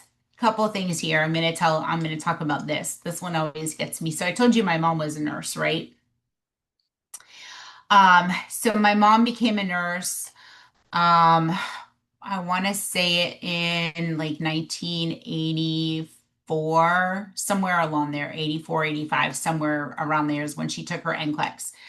Um, and so we moved out of Brooklyn, we moved to Jersey, and that's where she went to nursing school. So when it came time to take her NCLEX, it was 2 days of testing. I don't remember, yeah, yeah, Kashara, yeah, 2 days. So they only offered the NCLEX one time a year. All right. So the traditional nursing programs graduated in April. And I want to say it was like May or June. I'm not exactly sure of like that. I know it was May or June. Um, it was, they had to go to Atlantic City. So they had to drive down to Atlantic City. And in I think it was one of the casinos or one of the ones like the big conference rooms, they had set up as testing center.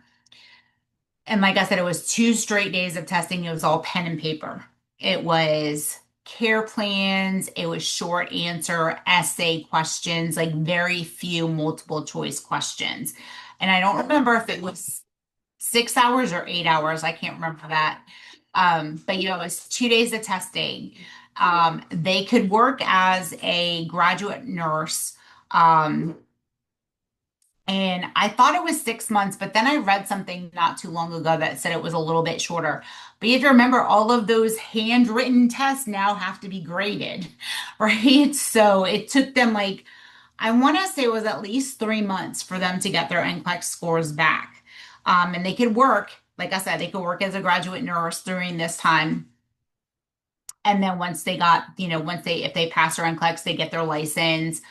And if they didn't, they had to wait a whole year to take their NCLEX again, and they couldn't practice anymore. They had to, basically just study to retest for their NCLEX. And so I remember when went to go take my NCLEX, it was computerized. And she was like, this is so not fair. She was like, and you sit down and you take however many questions. And I think for my LPN, because it was different then too. But I think I had like 87 questions on my NCLEX. And so when I took it, of course, I called her and let her know that I took my NCLEX, and she was like, how long did it take you? And I was like, I think it was like an hour and a half. She was like, an hour and a half. She couldn't believe it. She was just like, that is so unfair. Because she loved telling her story about how she had to test for 2 days. And I'm like, no, I don't think I would have made it 2 days. Like, there's just no way. Um, but yeah, so it's a lot different now than it was.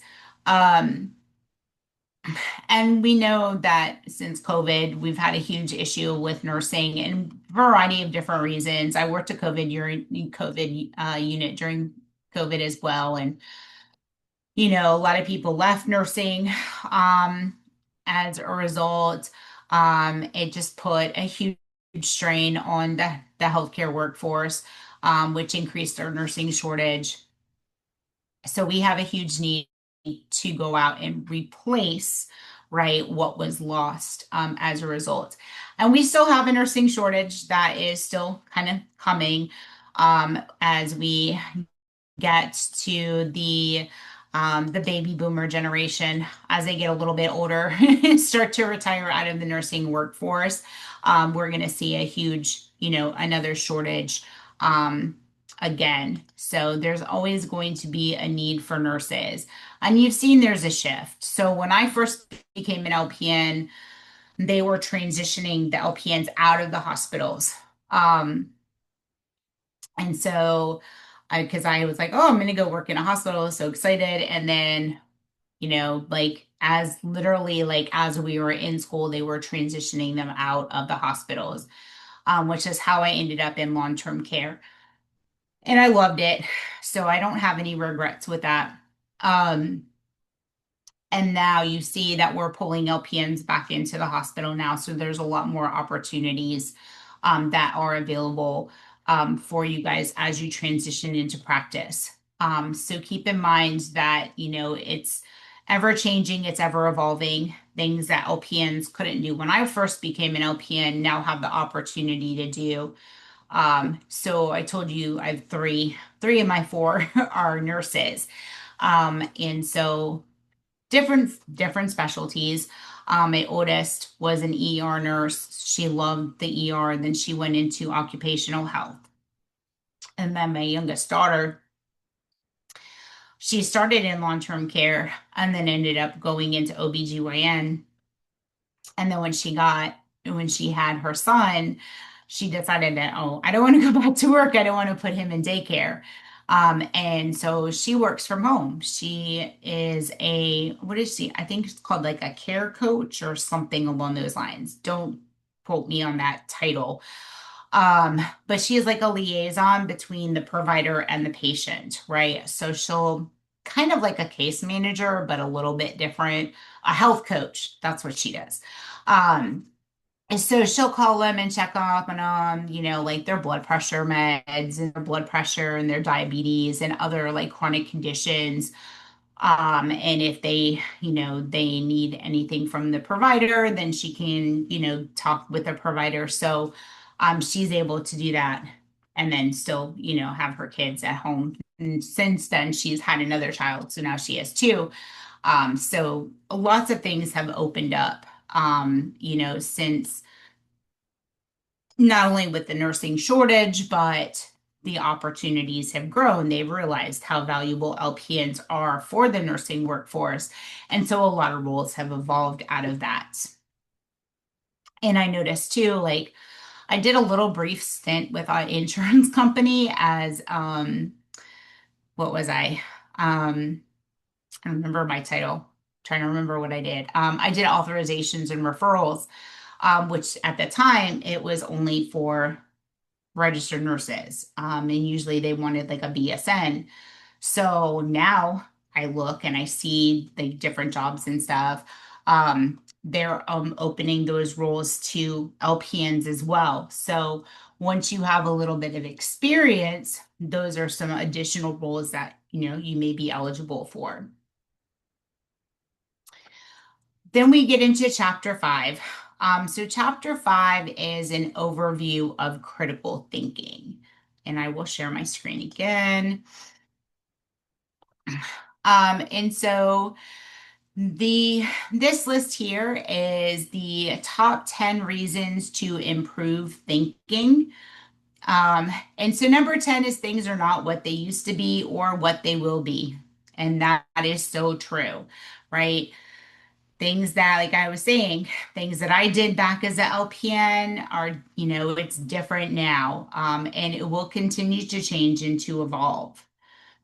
Number 9, LPNs frequently care for clients as members of the healthcare team who are not yet stabilized and have multiple problems.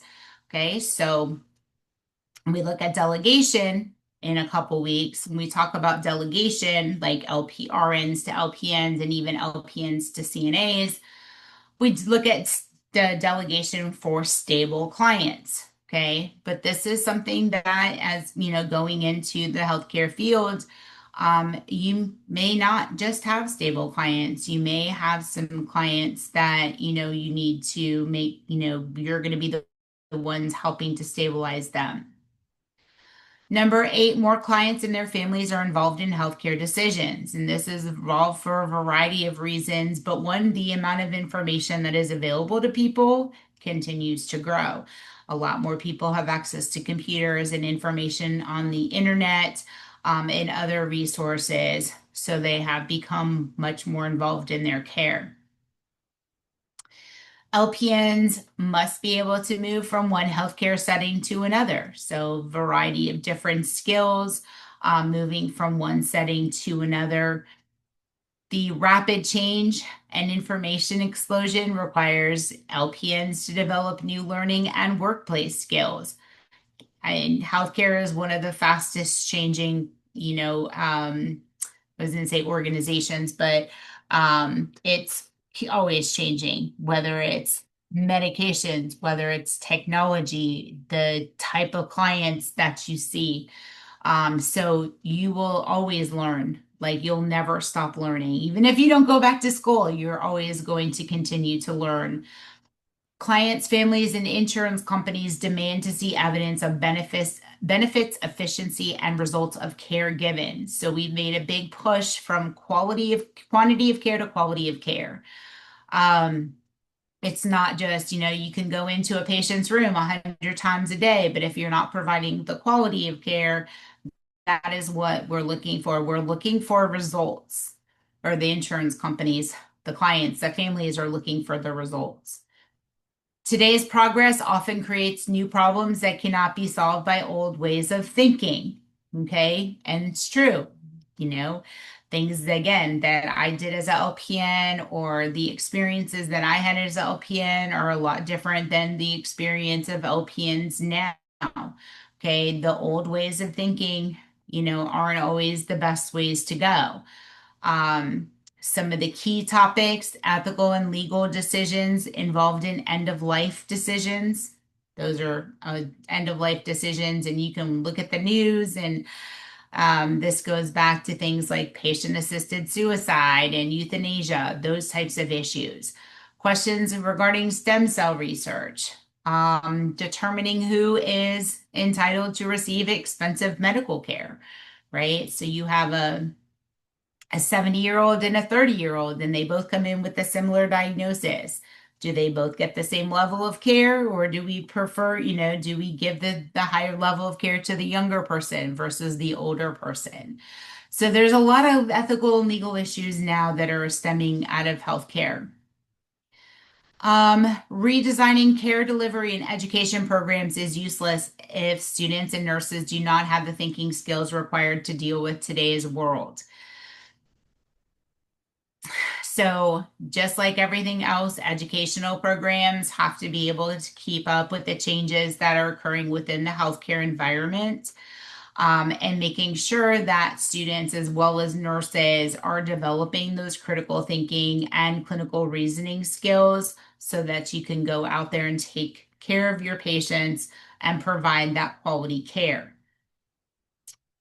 Learning how to improve your thinking skills does not have to be difficult. Okay. It's, learning how to improve your your thinking skills does not have to be difficult.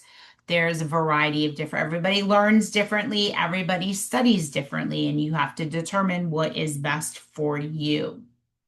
And then your ability to focus your thinking on how to get the results you need can make the difference between whether you succeed or fail in the healthcare system. So, when you're in nursing school, we teach you a lot of information. I know, trust me, I've been there. We've all been through nursing school. um, you have a lot of information that is thrown at you over the course of your program. And that's really just the tip of the iceberg, because once you get out into the nursing workforce, you are going to learn so much more.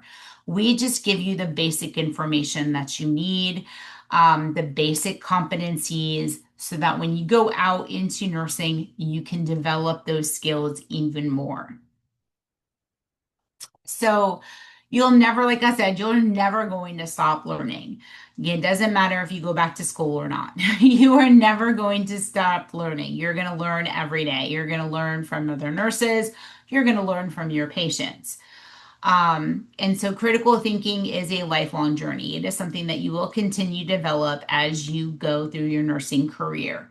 And it's related to the nursing process. The critical thinking is very closely related to the nursing process, and it's one of the reasons why we use the nursing process. We also use it in clinical judgment.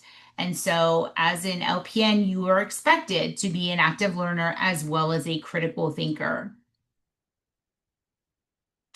So, when we look at the definition of applied critical thinking, It is purposeful, it is informed, it is driven by client and family needs, but it's, thinking about it, think it, you have to be able to identify the problem, identify issues, risks involved, right? How, um, what even as far as like transferring a patient, like you get a new admission, how are they going to transfer from the bed to the chair? Is it, can they stand and pivot? Is it one person? Is it two person? Right? I mean, think of these, this critical thinking. It's an ongoing process. It is based on the principles of the nursing process. So it's also based on your knowledge, your skills, your experience, and the nursing code of ethics. Um, it is logical, it's intuitive, it's also guided by professional standards, and it's constantly reevaluating and striving to improve. So professional standards, all right, if you have not ever looked, um, and we'll talk about this more and more as we go through this course. Um, your oh my gosh, where did it just your State Nurse Practice Act. Okay, if you don't never heard of that before, you can Google it. Um, your State Nurse Practice Act is basically your professional standards. That's what you cannot do once you get your nursing license. All right, so you can go to your state board of nursing, or you can even Google Nurse Practice Act. And it is what is going to tell you what you can and cannot do in the wonderful world of nursing, as well as your organizational policy and procedures. That is also going to guide what you can do. Again, the Nursing Code of Ethics, that was the American Nurses Association. And so all of, our way, when we look at critical thinking, all of those things are going to be the umbrella for that process. So it is a problem solving method. Okay. Critical thinking is an advanced way of thinking. We use it to resolve problems. We use it to find ways to improve situations, even when there's not a problem, right? So think about that, right? We want to improve a situation and there's not already a problem. It's like a preventative way, right? It's the things that we can put into place to try to prevent problems, right? So think little like, infection control processes, right? Why we use standard precautions, right? Because we don't want to spread infection from one person to another. Or even why we use sterile processes for things like Foley catheters, right? So we don't introduce bacteria to cause infection. It's the fall prevention measures that we put in place when we know somebody is a fall risk, right? So doesn't require, it's don't have that problem yet, but we're putting prevention into place to try to prevent those problems from happening. It's also collecting and analyzing data to make a decision. So you go in and you do your admission assessment on your client, right? You're collecting all that subjective and objective data, and you go back and you're pulling it all together. And then what do, right? We start to build our care plan based off of the information that you've received. It also answers questions like how can we do this better, or how can we assist the client in achieving the highest quality outcome? What resources do we need? What can we eliminate to save costs? These are all part of critical thinking. And I know a lot of times, sometimes cost, it's the least of what we are thinking about. But these are all things that we need to do in order to take effective care of our patients, right? How do we do this better? Processes are in place, but that doesn't mean they're finite, right? There are things that can be changed, that can be improved upon. And every organization has a process for that to occur. And so you guys going in with fresh ideas and fresh eyes into nursing practice is, a really good thing, because you may see practices that need to be changed or updated. It also involves questioning with meaning. You're making judgments based off of facts and not assumptions. Collaboration is also key. When you think about collaboration, it's with other members of other nurses, it's other members of the healthcare team, your PT, your OT, your speech, your respiratory, dietary, social work. It's getting a group of people together and, trying to brainstorm ideas to make things better. It's using the nursing process effectively, and decisions are based on what the right thing to do is rather than emotions. And that's always a big key part of it. So, what influences critical thinking? All right.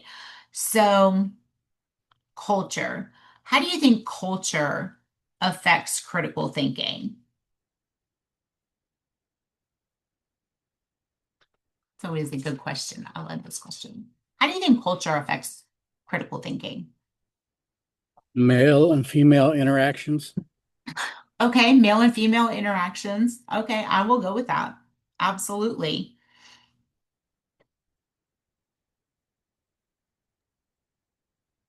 I think guys see things a little bit different in some situations than females do.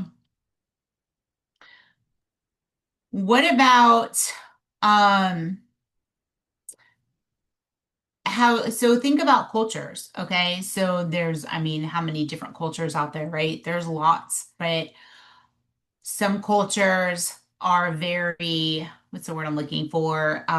Sheltering to their children, right? To their youth, right? So they may not have the, what's the word I'm looking for?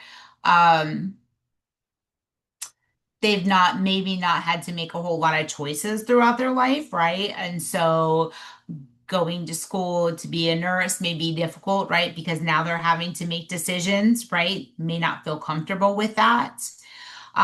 So these are things that can affect a person's ability to think critically, right? Have they, had good support, even in education? Can they, can they read and understand what's being read? Can they apply what they're learning, right, into clinical practice? Maturity is also something that is going to play a part in critical thinking as well, right? Age, past experiences can affect critical thinking, communication skills. This is always a big one. We know how important effective communication is, right?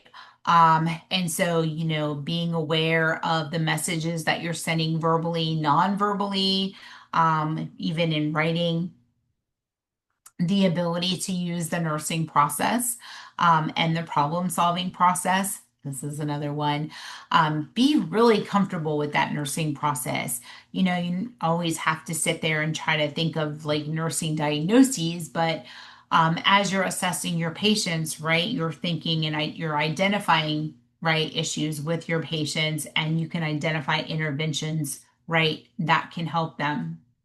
Self-confidence, that's always a big one, right? Everybody's unsure of themselves at some point. I promise you, I've been a nurse for a really long time. And, there are still times where I'm like, oh, is this really the right thing to do? Or what should I do in this situation? Um, and so, it's okay because that's why, healthcare, nursing, it's not an individual sport, it's a team sport, right? And so, utilizing your resources, collaboration, is really key. Moral development, this is another one. Um, I don't know. Um, Knowing what's right and wrong is always a big one. And so looking back at your values, knowing that your values are not always going to be the same as others. Okay, what you value and what somebody else values may be completely different. It doesn't matter, right? The once that patient walks in there, in that door, they are our responsibility. Um, but we have to be able to be fair-minded and treat each person with respect. Your capability in nursing, capability is absolutely essential. You have to have the knowledge and skills to do the work of a nurse. Need to know how to access resources. As nursing students, you have access to nursing instructors, and there's, I'm sure, a ton of information that you can get from your nursing instructors. Um,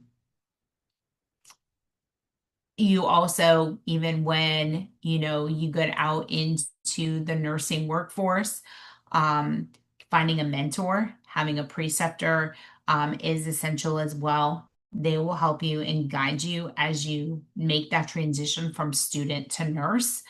um, what else? And then collaboration. We talked a little bit about collaboration.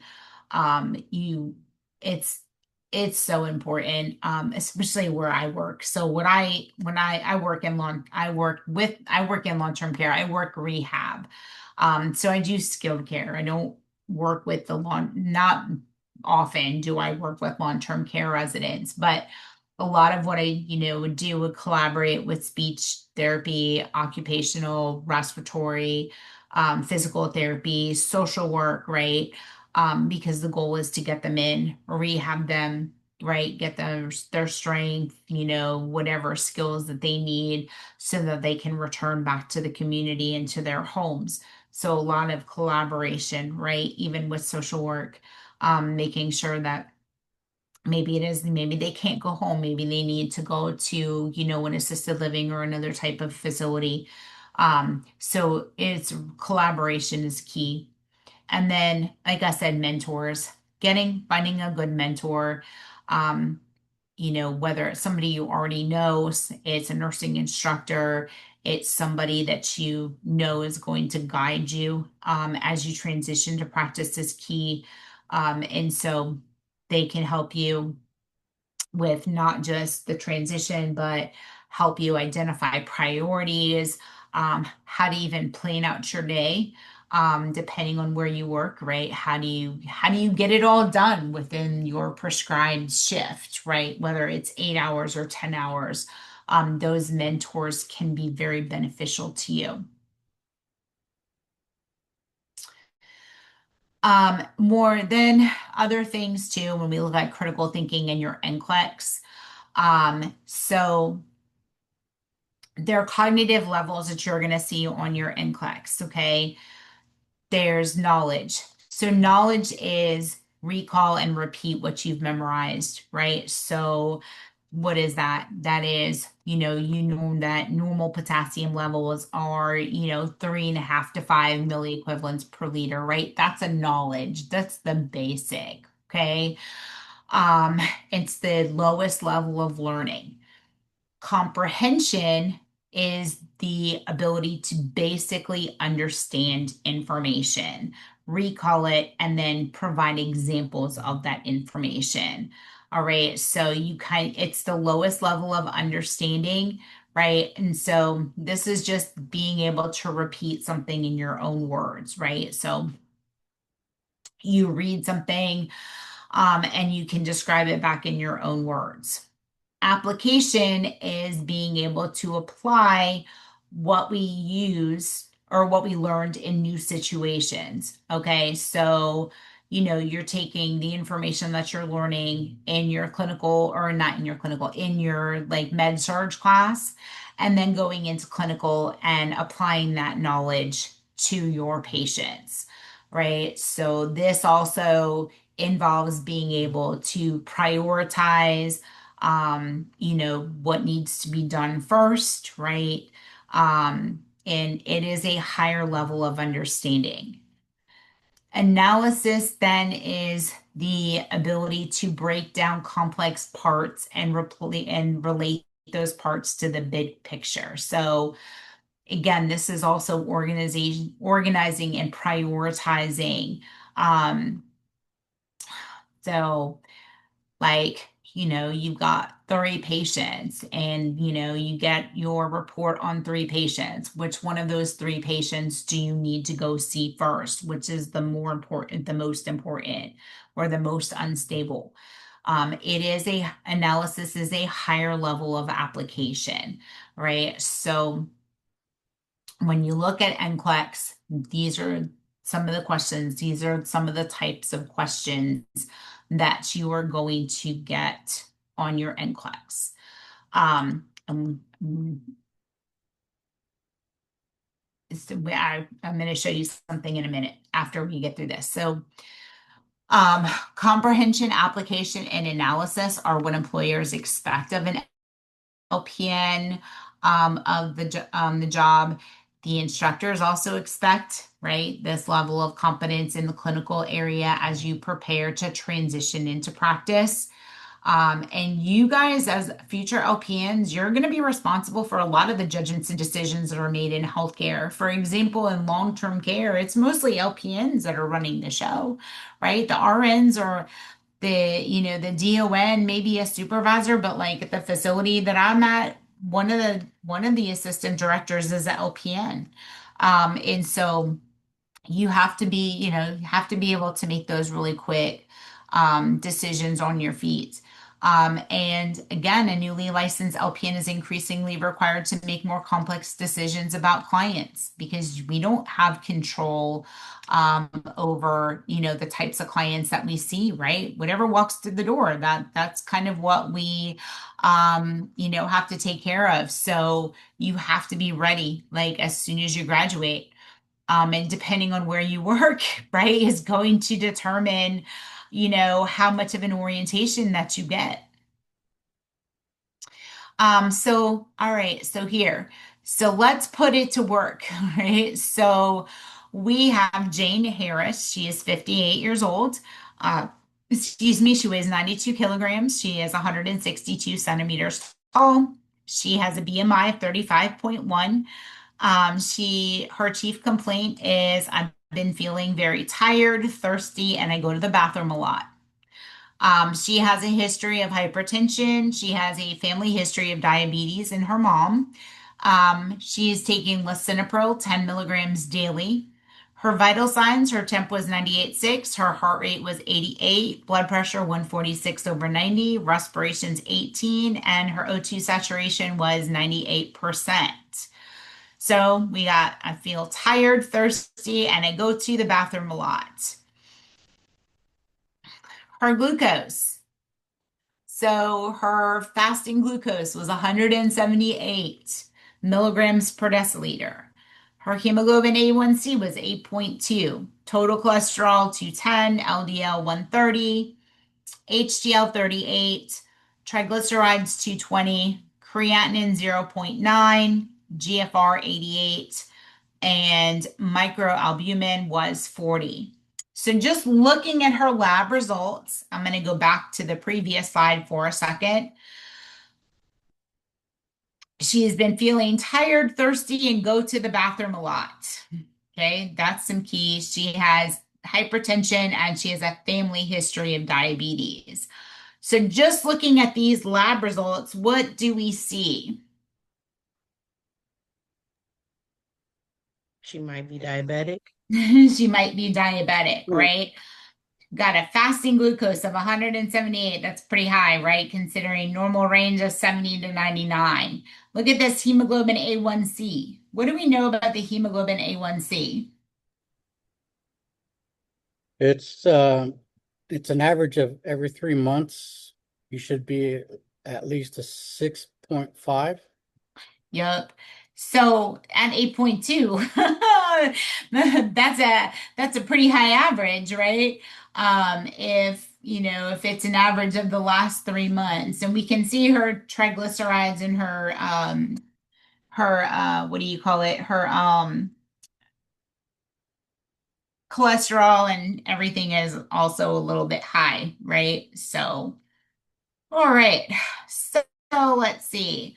So the diagnostic criteria for diabetes. All right. So diagnostic criteria, um, when we look at diagnostic criteria for diabetes, it is not, it's in there's a variety of different things, right? So for one, it's that hemoglobin A1C greater than 6.5%, right? Then that's one of the ones.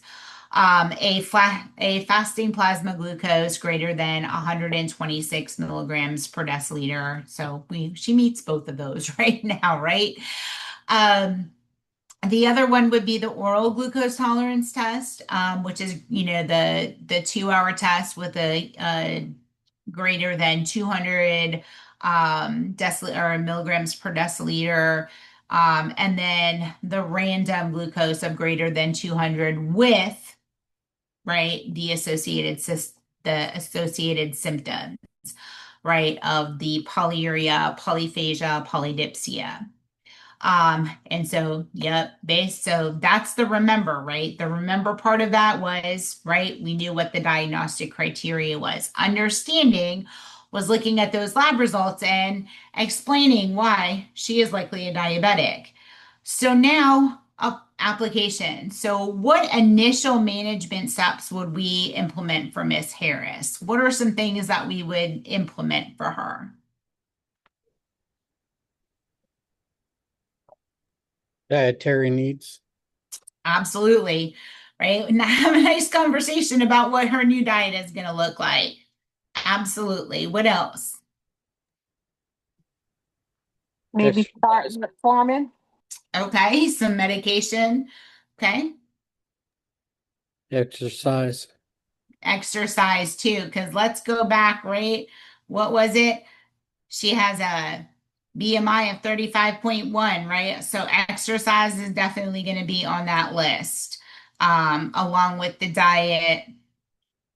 And then, of course, we also have to look here about the possible complications of unmanaged diabetes, right? And we didn't even think about this part because we really noticed that diabetes, look at her blood pressure, 146 over 90, right? She's on lisinopril. Maybe that lisinopril 10 milligrams daily isn't quite enough, right, to get that hypertension under control. So we may also have to look at that, right, to get that blood pressure down a little bit. Good job. You guys are awesome. So here we go. So yes, the diagnostic criteria, talked about those. We talked about the classic symptoms, right? The fasting glucose and her hemoglobin A1C, the lifestyle changes, diet, exercise, the metformin. If there's no contraindications, right, of course, we have to assess allergies and other things. We also have to look at those triglycerides, and blood glucose monitoring also would be some education that we need to provide. And then, of course, we need to look at those potential complications, right? If we don't get the diabetes under control, right? The microvascular and the macrovascular complications that can occur as a result. Lisinopril is appropriate, I mean, because it does have the renal protection, but maybe you need a little bit of higher dose, right? To really get that blood pressure under control. All right, here's another one. So, I don't know why. I'm trying to make this any bigger. Do. So, no, we have a 54-year-old male client admitted this morning with lower back pain. He has a past medical history of heart failure treated with digoxin, furosemide, and metoprolol. Vital signs are within normal limits, no allergies. He's a full code. EKG showed normal sinus rhythm. He's on a cardiac monitor. He has pain level is 2 out of 10.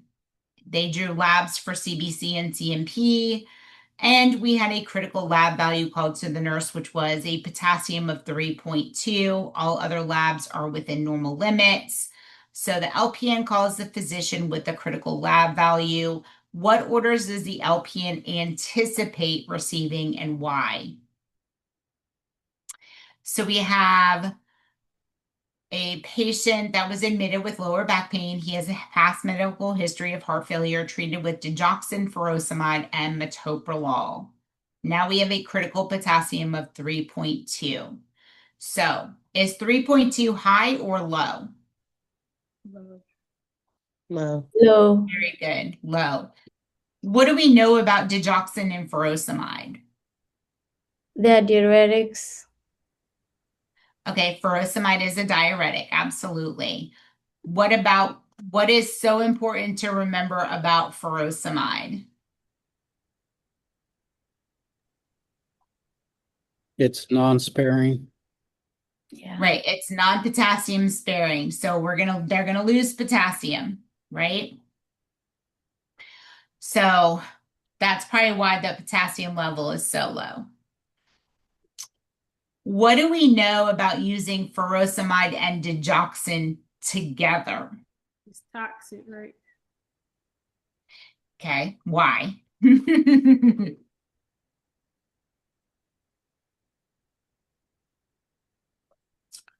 So digoxin, we use it for heart failure, right? So a couple things, right? That we use it to slow the heart rate and to get better pump for our money, okay?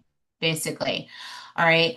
So a patient of heart failure, heart's not pumping effectively to get blood out to all the tissue, okay? So it's going to have to work faster or it's going to have to work harder, which usually means it's going to start pumping a little bit faster.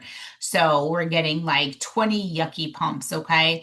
So what digoxin is going to do is it's going to slow the heart rate down, okay? And it's going to give us more of a pump. Okay. So instead of 20 minuscule pumps, right, maybe we'll get really 10 really good effective pumps. With using them together, furosemide, again, it's not a potassium sparing. Okay. We're going to lose potassium. Problem with that is low potassium or hypokalemia increases the risk for dig toxicity.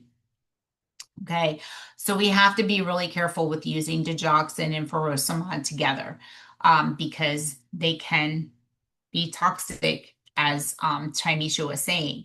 So, what orders do you think we're going to have to implement for this patient based off of what we know and that critical lab value?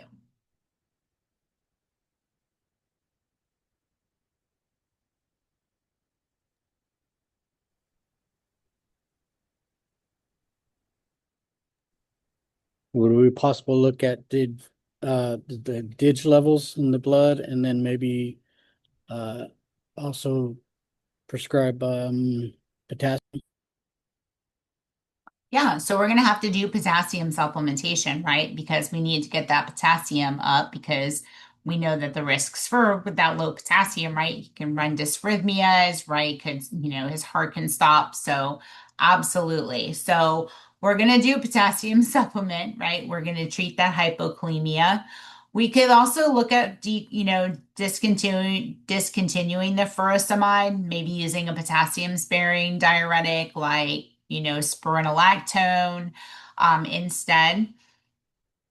And yes, then look at that dig level. And just like you said, Victor, that was a good one. So we want to look, right?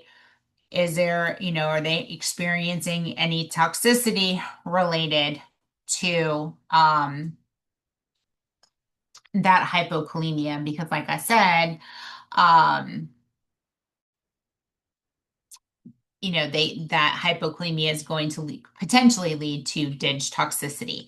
So yes, so that is something.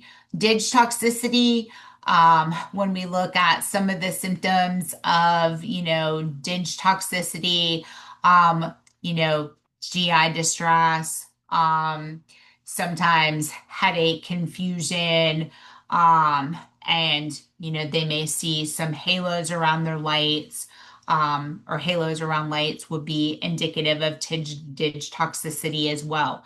So yes, so these are things that we really need to pay attention to, especially when we're using dig and furosemide together. Those two drugs, although they're very effective in treating our heart failure patients, right, we can see that there can be some significant issues that occur.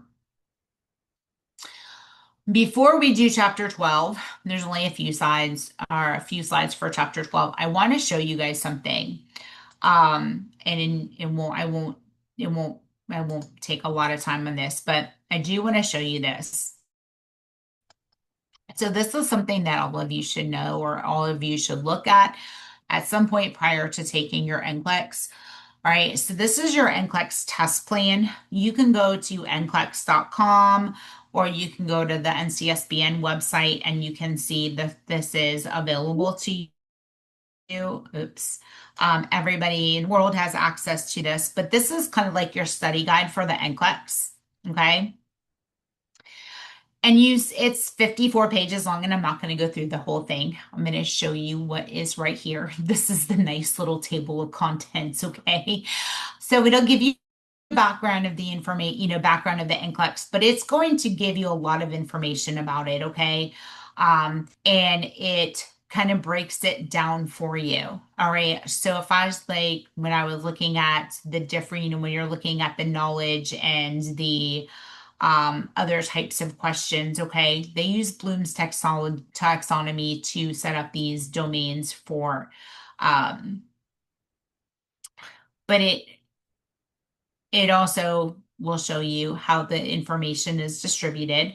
All right, so each of the categories of your NCLEX, you have client needs categories, which are safe and effective care, health promotion, psychosocial integrity, and physiological integrity. And then each one also has little subcategories under it, and it tells you how much of your NCLEX those questions or those topics are. I like the pie charts better. You can see a little bit better with the pie charts, right? So this kind of shows you like farm is 13%, right? Coordinated care is 21%. And you're like, well, how do I know what topics are fall under those different categories? I'm going to show you. So if you go, so I'm going to go to the end just so when you get to the end towards the bottom of, here we go. I'm just going to start here with physiological integrity, basic care and comfort. It's going to give you a list of all the different topics that are going to fall under basic care and comfort. All right. And it'll break it down even more for you. All right. So you can see, and then it'll give you a sample question underneath the farm. Okay, it'll break down all the different topics that could potentially fall under pharmacology. All right, your reduction of risk, all the different content. So if you were ever looking for a study guide, this is what it would be. This is your study guide for your NCLEX. And like I said, you can go to nclex.com. This is what it looks like because they just updated the NCLEX in April of this year. And so you can go either to nclex.com or you can go to NCSBM website and you can download this for your personal use. But it really gives you a really good breakdown of the NCLEX. It tells you all the information about, how it's stored, or scored, not stored, how it's scored, how they determine if you're passing, if you're failing, all of that wonderful stuff. So if you've not seen that, if you've not ever looked at it, I always suggest people look at it just to kind of get an idea. Because the NCLEX is scary. I'm not gonna lie. Like I remember taking my NCLEX and it was a really long time. It was still a really long time ago. And I'd do it twice. I'd do it for my LPN and my RN.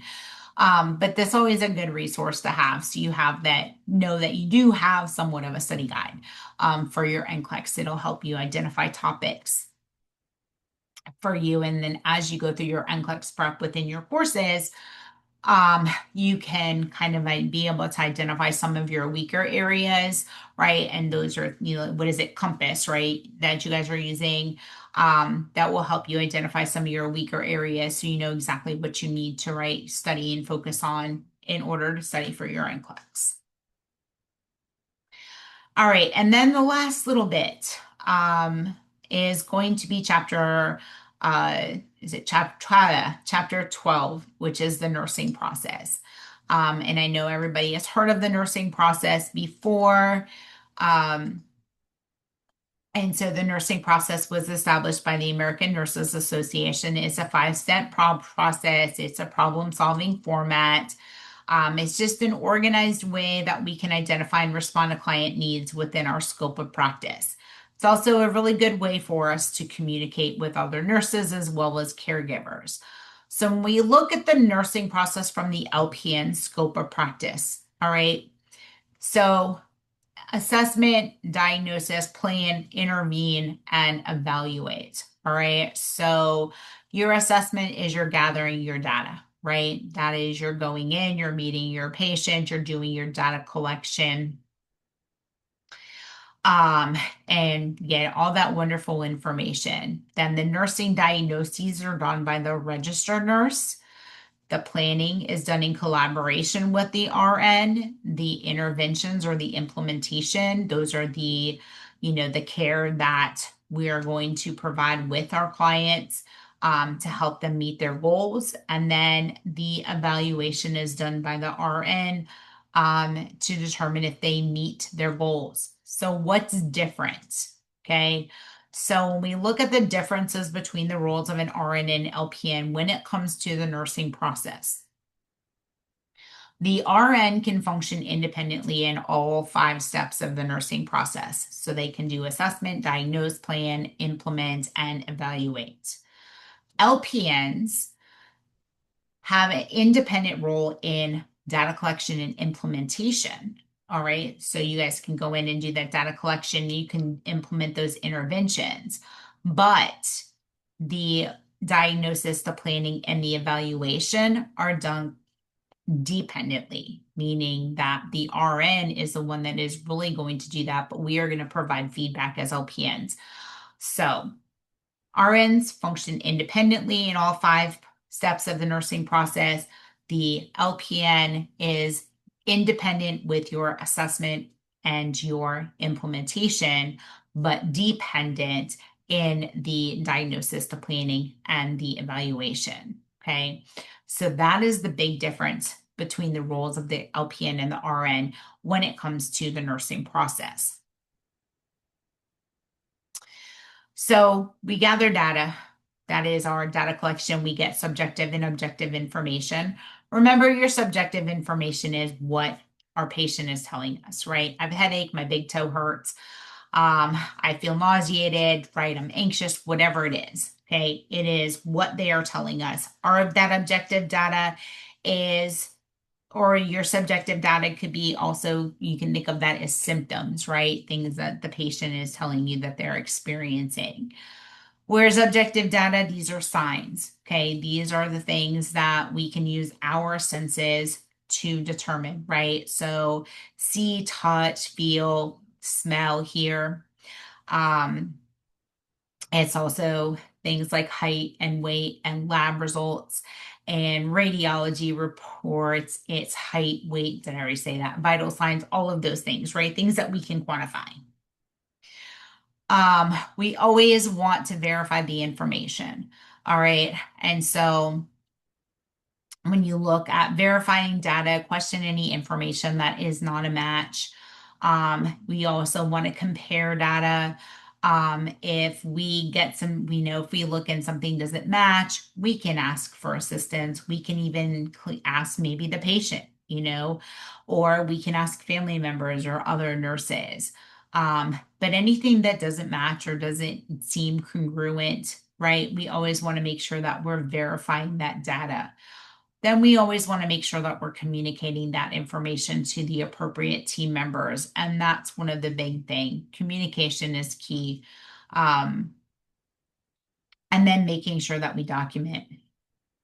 Because you know what, that I'm so over this thing.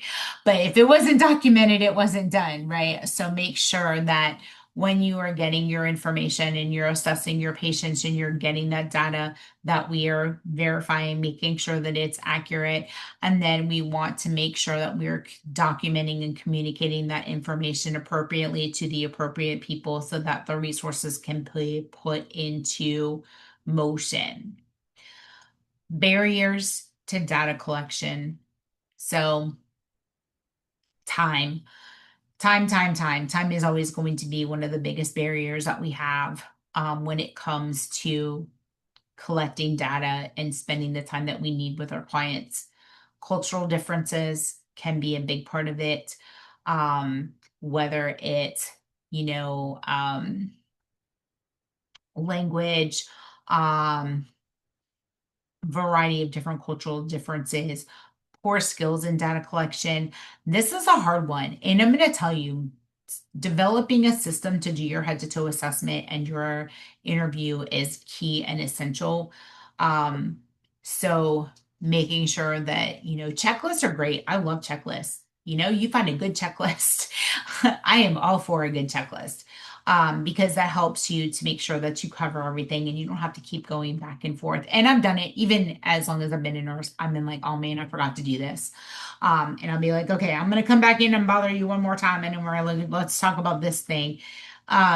So that's always, you know, having, you know, good skills with data collection, having a good process for your head to toe, language barriers. We have a Chinese speaking patient. And the dialect that they speak